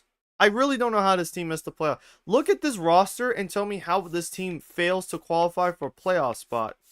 They should have cruised to the postseason for a 4th year in a row. Or however many years it's been now they've been in the postseason. They should have cruised their way to the playoffs in 27. And they fucking missed it by like a game or two. Hopefully that teaches them a lesson on fucking handicapping themselves to the point where they had to literally scratch and claw their way to the last game and it was too late. Man, they should be still really good. They should be better than us in the division. All right, let's get this. Let's get 2027 over with. Adley Rutschman, bro. Are you kidding me? Baltimore didn't bring him back. Nah, Diamondbacks just said go fuck yourself. Diamondbacks been sitting here the whole time being like, "Oh, you want to talk? You want to shit talk us for the Gabriel Moreno trade? How about this? How about this? Adley Rutschman, Adley Rutschman for 95 million for 5 years. That's way less than I thought he would sign for. I'm more surprised Baltimore let him go in the first place. That's cool. Logan Gilbert leaves Seattle for the big pile of cash in ATL. 8 years, $258 million. He's getting paid starting now till 2035. So if they don't win the World Series, man, that's gonna be a tough pill to swallow. So, Baltimore, do you have a plan in place to replace your replacements are Henry Davis and Samuel Basallo? And Basallo is not even like the real life version where he's been developing. He's 71 overall. You're not gonna be totally cooked, but that is a pretty big concern. He's only getting 19 million. You couldn't pay him 19 million for this year? Jesus. Probably should have let some guys go, don't you think? Maybe that's my doing. Maybe, well, not my entire doing, but them landing Dylan Cease may have fucked them over. They probably would have re-signed him, but the Dylan Cease trade to Baltimore might have cost them. And Dylan Cease never played for the he never played for Baltimore. He never played for them. This is great. So they just went from a shaky situation at catcher, letting Ryan Jeffers go, and trading Gabriel Moreno, to upgrading completely with Adley Rutschman, who's probably the best catcher in the game.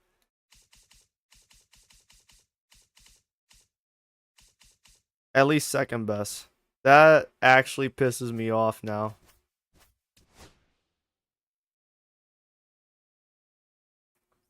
Oh, buddy, this stinks. So now I take back what I said. Arizona should be a World Series contender by proxy.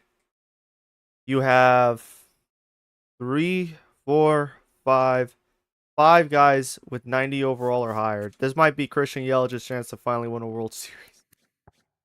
At least either this year or next year. Better get it done, though. McCarthy's a contract is expiring. Emilio Pagan's expiring. Although Emilio Pagan sucks now, I guess. Look at that. Look at that. Yeah, he's not good anymore. Never mind. Oh, here we go. Some other interesting. I want to look at Logan Gilbert's, though, real quick. Real quick, though. To the Cubs.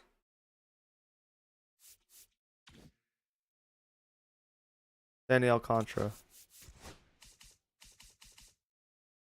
So now you have Shota Imanaga. Shota Imanaga. You still have him for this year, and you now have Sandy Alcantara as the second starter. So Chicago should be better by default, and it should be a two-team race between Pittsburgh and Chicago for the NL Central. Hopefully with less below 500 play. But the big one, man, holy fuck, look at this starting five. This is insane. This might be even better than Seattle's. Seattle's still fine though, actually. You got George Kirby, Hunter Green, and Bryce Miller now is a 90. Ryan Wu and Emerson Hancock. But Logan Gilbert added to Garrett Crochet, and Spencer Strider. This is a fucking stacked roster. They should be instant favorites for the World Series. The favorites right now are Atlanta, Philadelphia, and the I would still say the Dodgers. The Dodgers will always be World Series favorites. And then the last team I would say is the World Series favorite is Arizona. Man, this is about to be an insane season. Adolis Garcia signed to the Dodgers. The Dodgers get a massive upgrade. They went from Jorge Soler declining Jorge Soler. Reminder, Jorge Soler was getting worse. He was declining drastically. Where is he?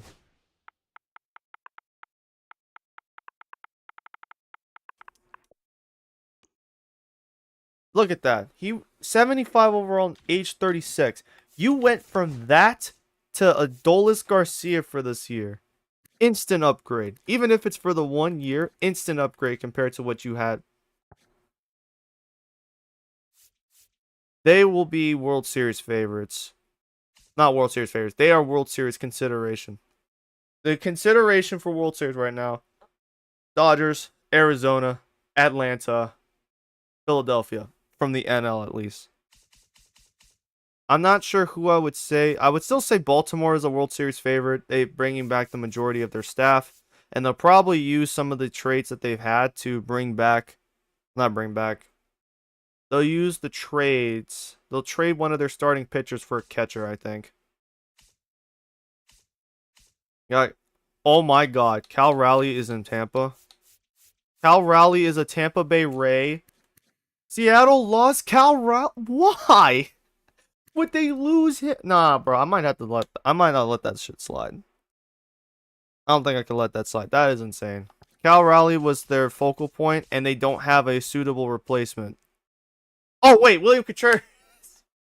So they let Cal Raleigh go, picked up William Contreras as a replacement. Instant upgrade in their eyes. Yainer Diaz is in arbitration. So I would think Houston would. Houston is rebuilding. So would it make sense? Well, to be fair, they're going to keep Jordan. I think they would make sense to let him go. Jordan, trade him. You probably get a package of solid prospects for the time being, to compensate. And Jordan goes to a team that can take on his 1 year salary. Who would be that option though? What team would be stupid enough to take on his salary? Maybe the Padres. I think the Padres would make a lot of sense. I'll have to think about it. Well, I'm probably gonna let it be on a wheel. I'm not gonna let the Astros let Jordan go to free agency. After I'm done streaming, I'm gonna start taking notes on what on changes that we should changes that should be made throughout the rosters. I'm watching college football on my other television screen, and god damn, Tennessee's putting on. They're pouring it on Syracuse right now. I wanted to play College 26, man. I wanted to get this year's game and do a Syracuse rebuild. I was looking forward to doing it, but the game is not good enough to where I can say, yeah, it's worth $70 to spend. If I want to do a Syracuse rebuild, I will just get last year's game, sim to 2025, and just start from there. Anyways, moving on. So the Padres would make sense in that they would get an instant upgrade from Tom Blair, who is an 18-year-old who should not be playing out there already. And he would be a great foil to Fernando Tatis and Jackson Merrill. And they might even be able to take on a salary. Hold on, let me see. Let me just confirm it. 103 budget currently. Yeah, they could take on that salary. Andy Alcantara, Ronaldo Lopez. Oh yeah, the Yankees upgraded. The Yankees made some moves. Max Fried is still actually hanging around.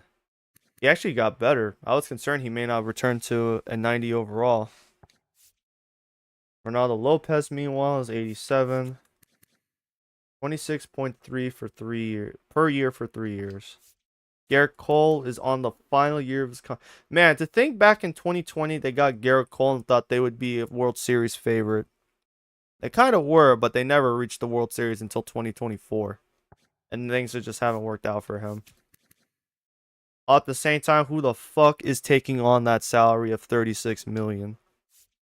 Who would be stupid enough to do that?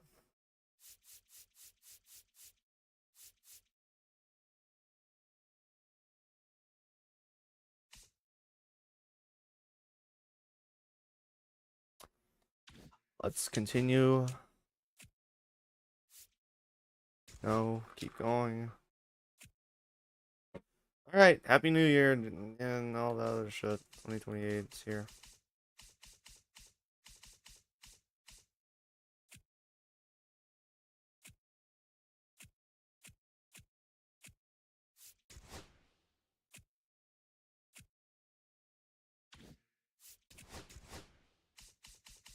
Can I finally start making like moves to my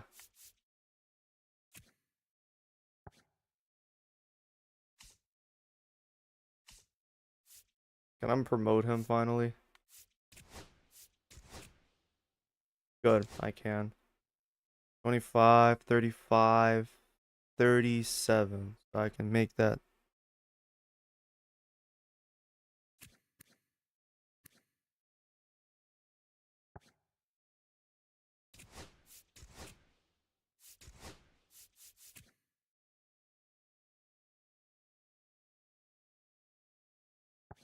I'm gonna try this.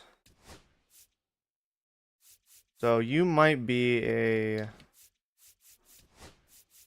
Donatello is a shortstop, but let's see, can he play first base? Put him at first base first and see how he performs.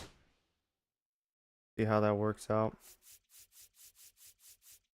So how are we looking so far? Way better. I kind of want to screenshot this and then try and find screenshots of what the team looked like in year 1 to see that massive change now. Because we are significantly better from year 1. Why do we still have Youngcore for? Oh yeah, I haven't traded. I forgot to trade him.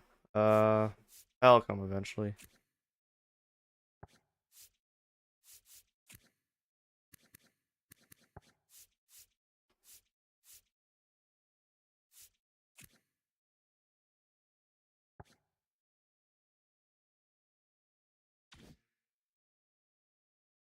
Let's see. No other signings yet.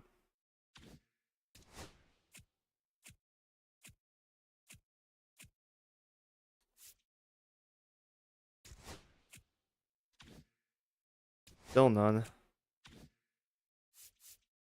I guess it's because some of the best offer or some of the best players still available are these guys. I guess that's the reason.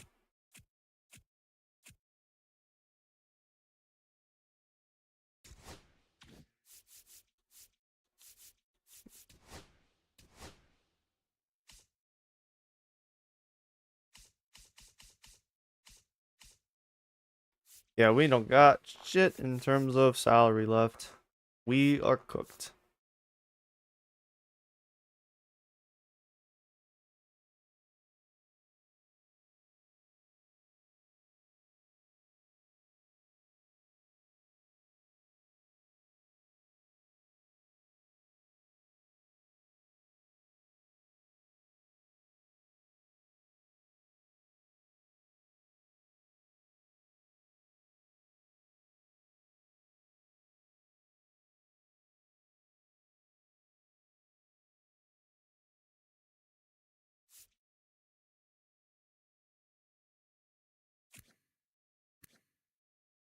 It'd be really funny to get a guy like Nick Maiden because I've always wanted a utility in. I wanted a utility infielder.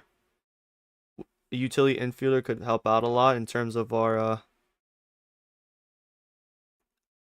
sort of being able to play all positions.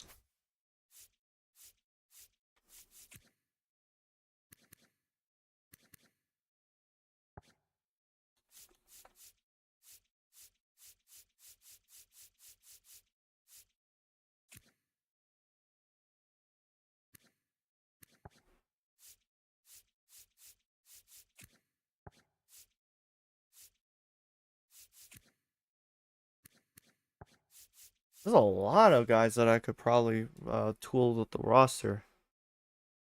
Mess around with the roster for a bit.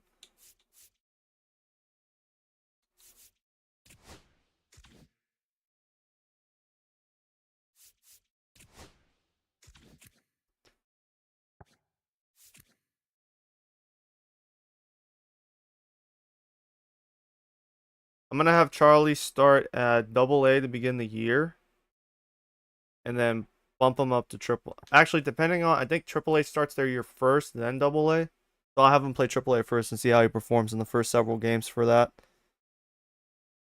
Besides that, though,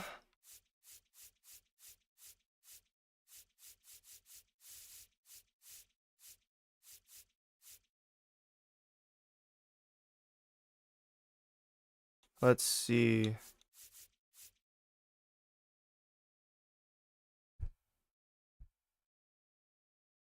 Still trying to figure out what I could work with down the road. Oh, what work with down the road for this season. I'm 35, 8.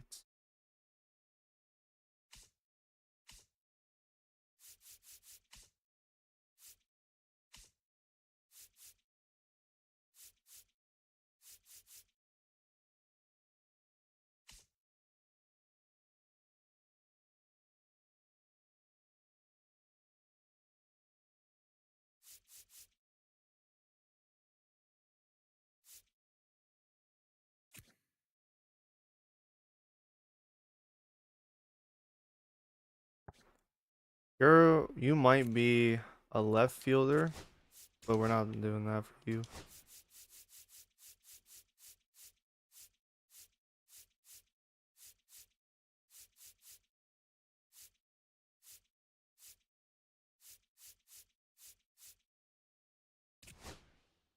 One on the try his hand at, actually, hold on.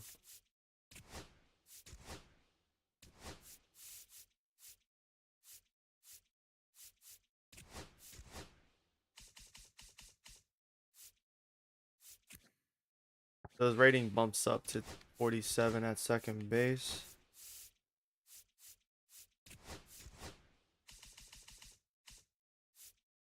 .48 at third.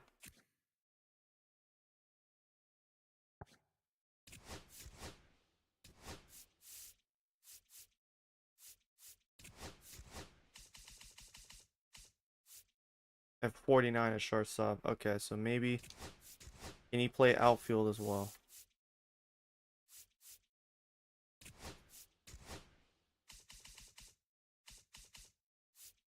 Nope, it dips. Alright, so we're making Serna Ruiz a shortstop. And he'll play infield. He'll be an infield utility guy.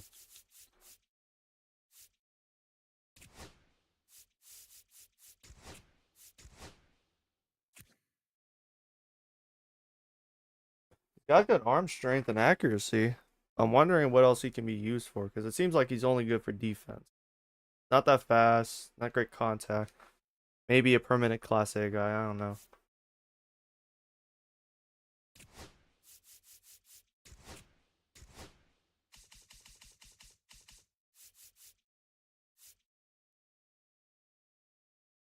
I'm gonna bump you down to double.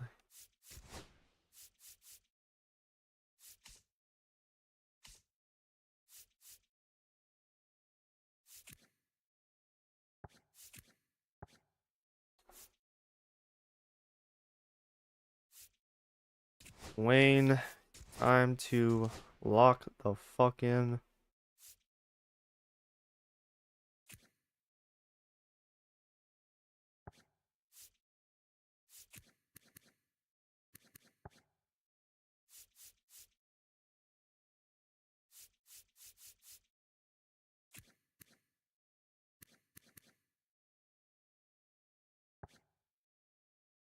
Should I consider shopping warming? Maybe put him on the trade block.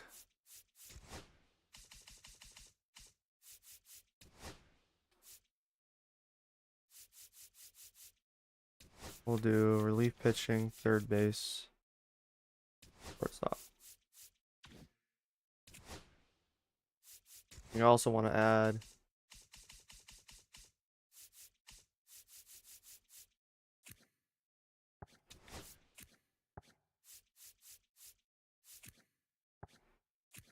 I'm wondering if I can do better than Sterling and Aaron Shunk at this point.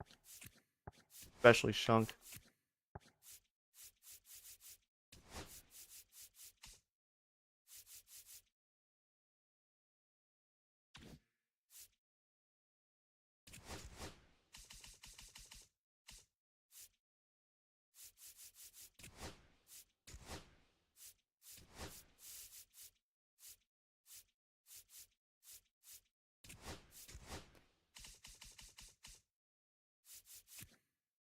Rating dips to 61.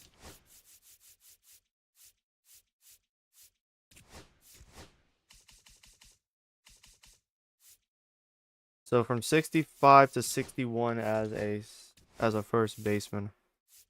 What about third base?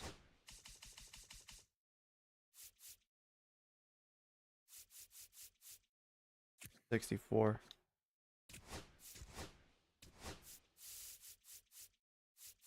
Because I'm getting sick and tired of guys just being unable to play other positions. So I'm forcing my hand and saying, you're going to play other positions whether you like it or not. And he's 64 for it. Can he play any outfield positions? Any outfield positions? Do center field. 63.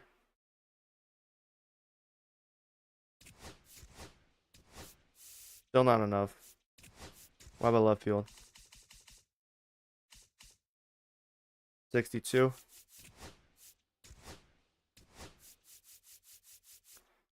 This man could probably play every fucking infield, every position in the outfield too. 63. Yeah. Why has he been a shortstop this entire time? Why haven't I realized it?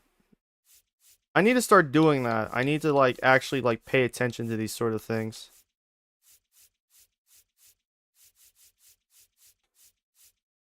Outfield and first base.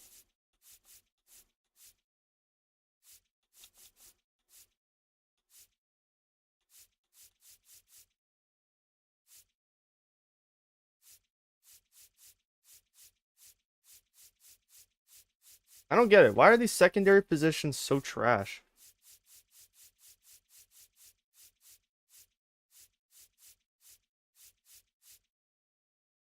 Outfield and first base or outfielder in. I think for now, make him an infielder. Build up his infield ability, his ability to play in the infield, and we'll work ourselves. We'll work from there. 'Cause I don't understand why he hasn't been getting used anywhere else. So yeah, have it like that for now, and we'll see where he goes from here. He's almost at the show. That's the crazy part. And then Julio Carreras gonna get his shot. Bump him up to AAA for now. Moves on. I think he was doing well in AAA, but for this year, put him in AA. See how well he continues to progress. Since he's still 22, we still got at least, I would say, 3 more years to really get him to develop. He'll play next to Jose Torres again, so they'll be back. They were reunited again. We have 4 shortstops in Class A. That is not going to fly with me. Adam Rios, it's time, bro. You've been here since the year before last year. Time to make your mark. You're 61 overall.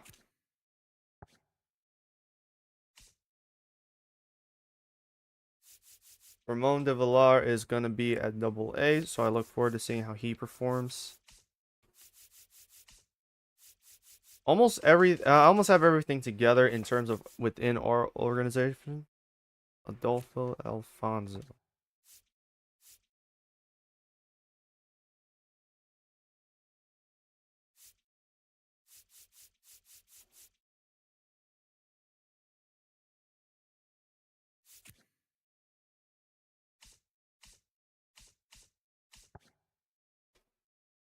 We'll leave it like that for now.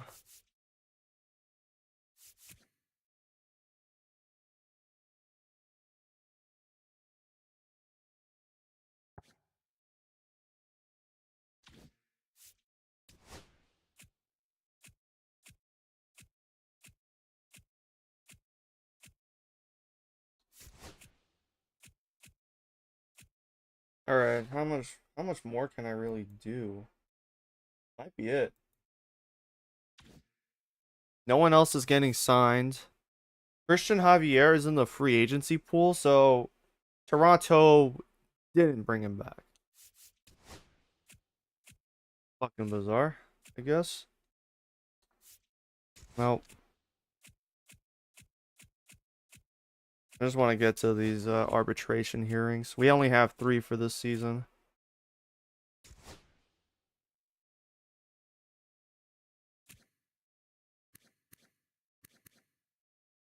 EJ Antone. Or I think it's Antone. He would be an upgrade to our bullpen for this season. He's on pretty steep contract, but it does fuck with our finances. We'll have less than 3 million to work with for this upcoming season.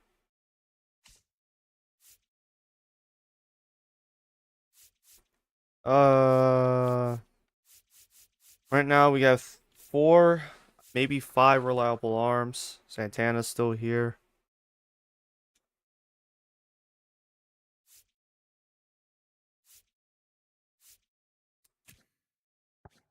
4 versus 5. No, we'll take the plunge. Yeah, we'll decline it. Ryan King's arbitration panel sides with us. His salary 950K. Justin Lawrence side with us 790K.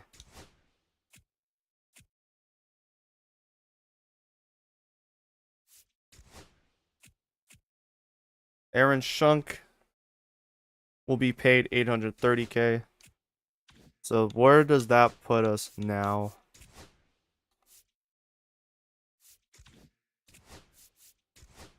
$4 million available. Our budget shot up like a goddamn rocket from last season.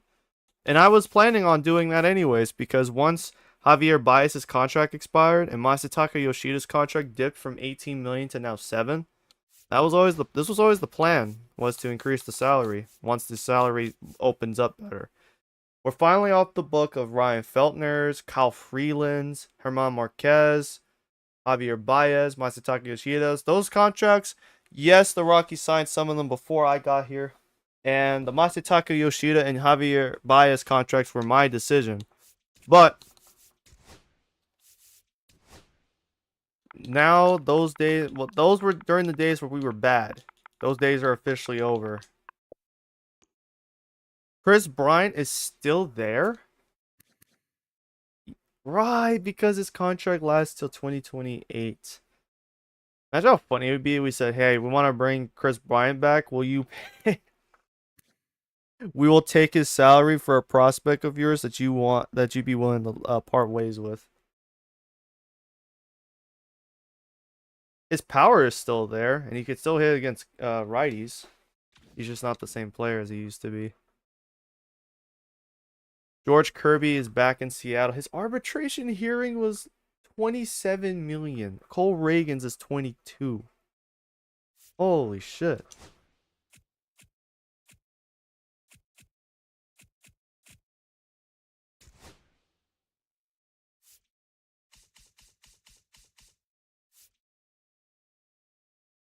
No way they would give this up. No, that's terrible. So before spring training starts, what are we looking at? The fucking Diamondbacks are stacked as shit. We have ascended to a level of being competitive this year, albeit I'm not sure how good we'll be. The Dodgers are still here and still kicking. They will surely be they'll surely be hanging around ready to compete for another chance at a title.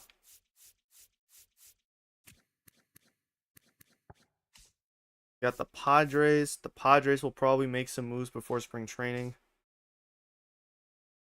Giants. And yeah, our division's still pretty tough. This is a very tough division we're playing in.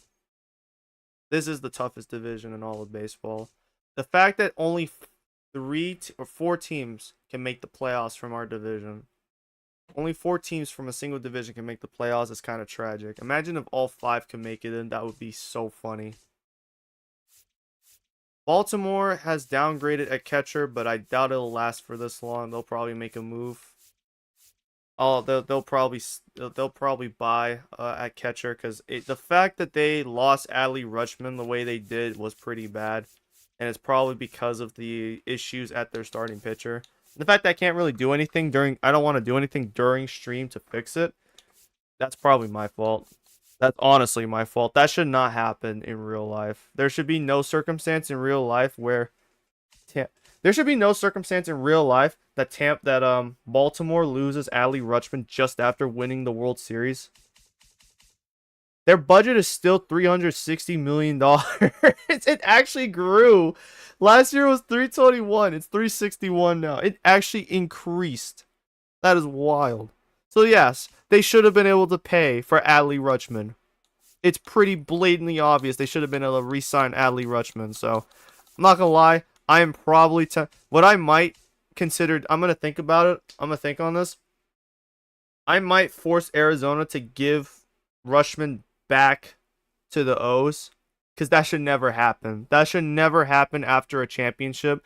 You should never be letting your star catcher walk to free agency. But I'm going to give them Cal. In turn, I would probably give them Cal Raleigh, because look at this roster and tell me that the Tampa Bay is going to compete this year. Does it look like this roster is going to do anything of note? It's not. It's really not. And I've already said I put my foot down with how Arizona did Gabriel Moreno last offseason.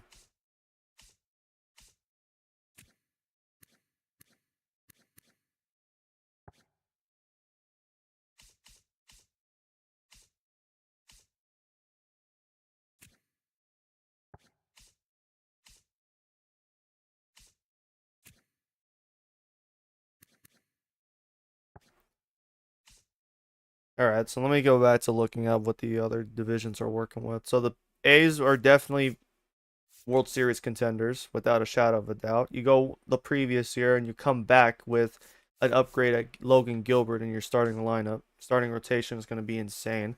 Miami is probably going to take a step back this year. They will not make the playoffs. This is still a good roster, but not as good as it was last season. Last season's roster was so much better.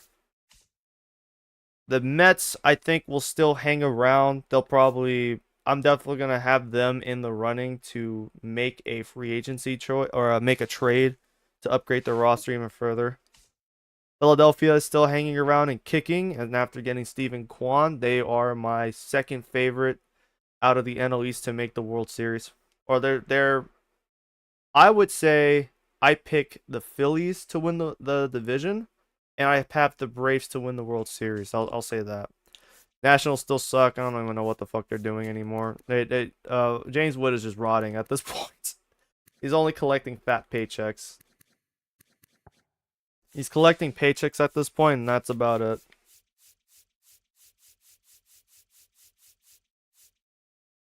Like, where do you even go with this roster? Mackenzie Gore's back. Jake Irvin's back. DL Hall's coming back. Like, this roster is so trash, bro. What is this crap? This is terrible. Chicago, they should make the playoffs this time. Hopefully injuries doesn't fucking derail their season. They made sure that doesn't happen. Not only do they have Gabriel Moreno back, they have Trevino and McCann as his backups. They have Miguel Amaya as his backup too, and Reese McGuire. Yeah, they want to make sure that doesn't happen like last year. The Reds are back in rebuilding mode. They'll have Ellie De La Cruz to get tickets, sell tickets. Same with Nolan Arenado. This is just not a good roster. Well, they do have Seiya Suzuki. Seiya Suzuki might help them. Maybe they can still compete, but I don't think they'll make the playoffs. I think they'll win around 70 games, give or take. Milwaukee, similar scenario, because they let William Contreras walk and didn't bring him back. I think they're in a bit of a bind. Pittsburgh, though, should win the NL Central, or Chicago. One of the two should win the Central. You got Paul Skeens still. You got Jared Jones still. You have them for at least another year of arbitration. Yeah, one more year of arbitration before they hit the free agency market. So, depending on what they can do with this roster, they could win the division again and go far. And then the Cardinals should be rebuilding. They should be taking for a better future. But they decided to say fuck it and get Nick Lodolo and Luis Castillo in free agency. God knows why they thought this would be the right choice. I didn't mean to do that. Arizona. Boss. All right, so we'll start with Baltimore. Yeah, Baltimore should not have lost Adley Rutschman. That should not have been the case that happened. That might be. Yeah, you know what? I'm gonna do that. I'm going to force Adley Rutschman back to Baltimore. I'm gonna force him back to Baltimore, and I'm going to swap out Adley Rutschman with one of the other catchers on the free agency market who went to a team that is not going to be good next year. It's going to take a lot, and it's going to probably fucking blow my brains out, but there's no reason you lose your star catcher after a World Series championship. I know, look, I know Freddie Freeman is a star first baseman for the Braves. He wanted to come back to Atlanta. He wanted to and still left for the Dodgers. But that was just because an agent fucked him over. His agent literally fucked him over, they said. So I don't understand like the circumstances here. This doesn't make a lick of sense.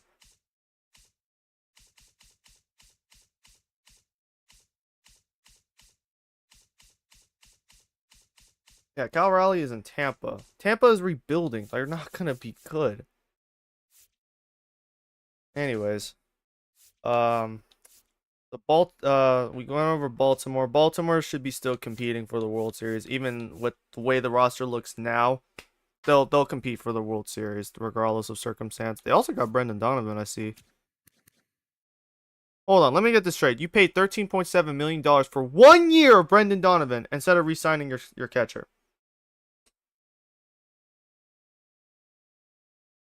You almost deserve to have this. You almost deserve that. I'm about to. I don't know if I want to use my commissioner powers and enforce this change. I don't know.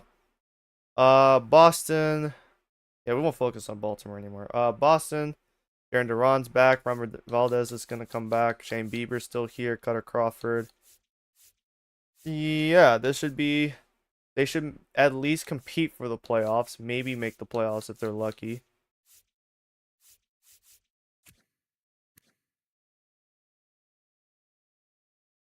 How the fuck has Roman Anthony been so average?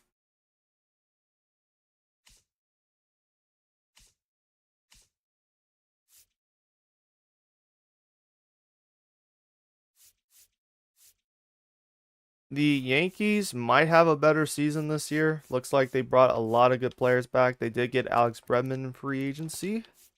Ryan Mountcastle is still here. Anthony Volpe is improved. Oswaldo Cabrera is still here. They should compete. They won't compete very well. They're not going to be that good. They may win around 80 games or so. I don't think they're going to win the World Series. Tampa Bay should not have Cal Raleigh. We won't look at them right now.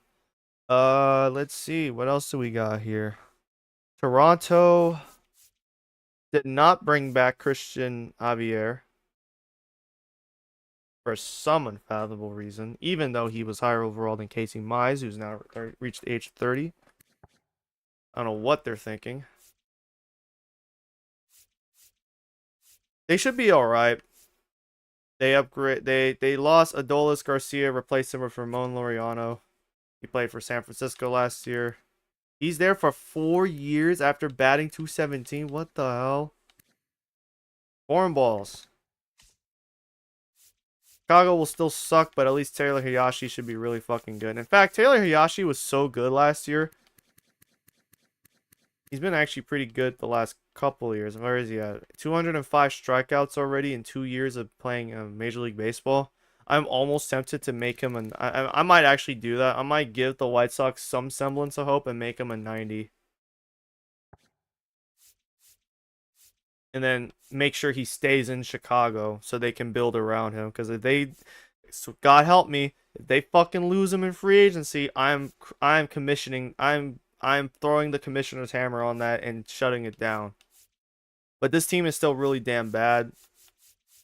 Their only saving grace is that the starting pitchers have gotten better.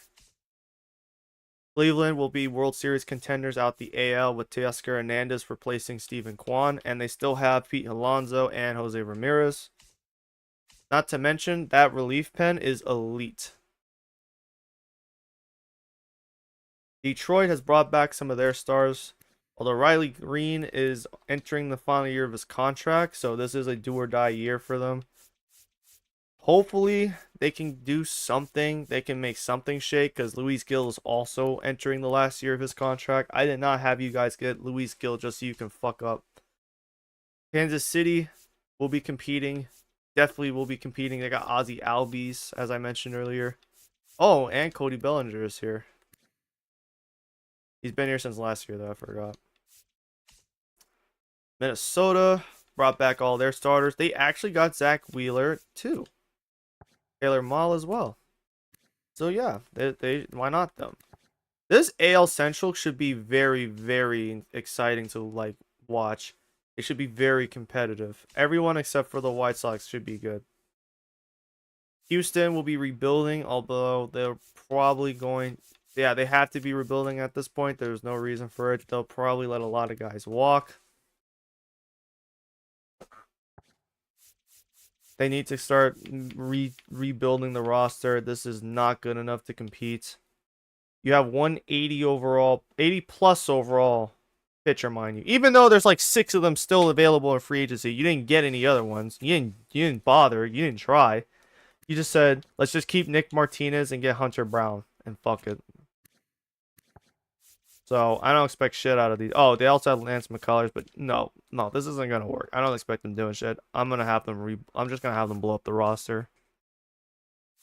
Angels are still bad, except now they have Shane McClanahan. I'm just gonna make them punt it. I'm just gonna punish the Angels and not let them rebuild. They're not rebuilding.